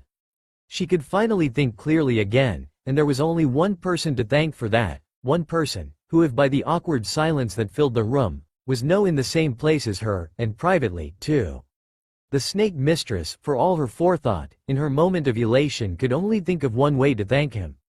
Slowly turning her head, she made contact with the dumbfounded Uzumaki, walking softly towards him, making sure to put a sway into her hips as she closed with him. As she stepped closer, the young man in question backed away in unconscious, uncertain steps until he hit the large bed that adorned the center of the room, which Anko took advantage of, closing the rest of the distance on him, and pulling him into a hug, pressing her S into his chest. "Good morning, Hiro," she greeted softly into his ear as she pushed him back onto the bed, starting to notice the slightly more primal look in Naruto's eyes as he visibly struggled not to give in to his inhibitions. She'd break him of that before long. Naruto was pulled from his thoughts on the night before by the purple-haired Junin that was laying across his chest, lifting her head to give him a sly grin, before she leaned up and gave him a small kiss on the cheek. "Well, good morning again, Mr. Hiro." Anko teased at him as she softly raked her fingers across the man's toned chest. "And how did you like your reward for a job well done?" she asked with a laugh. The blonde-haired Jinchuriki had the decency to scratch the back of his head in mock embarrassment, trying not to show just how much he had enjoyed it last night. Chuckling, Naruto gazed down at the woman sharing his bed, before responding. "I had a good time, Anko." He paused, trying to choose his next words carefully, before deciding against it and going for a direct approach, like he usually did. "Anko, I'm not trying to ditch out on you, but I have to get to headquarters today. I spent a lot of time working on the removal of the seal and I have to report to the Hokage that it was a success. I don't have time to play games this morning." He managed to get out, keeping his cool despite the very gorgeous and very naked Kunoichi curled around him. He moved to get out of the bed, but was stopped when he felt Anko's delicate fingers wrap around his length, below the covers. Snapping his head over to her, he could only close his eyes and enjoy the sensations he was receiving under the snake mistress's expert touch on his manhood. "Ah, really? Because it looks to me like this guy doesn't really want to leave all that bad." Anko trailed off, watching the blonde's face contort in pleasure as her hand masterfully stroked him. It wasn't long before Naruto let out a low, almost primal growl, before rolling over on top of Anko, beginning ministrations of his own. He supposed he could be a few minutes late. That's all for now. If you enjoy this video, then please like, share and do comments.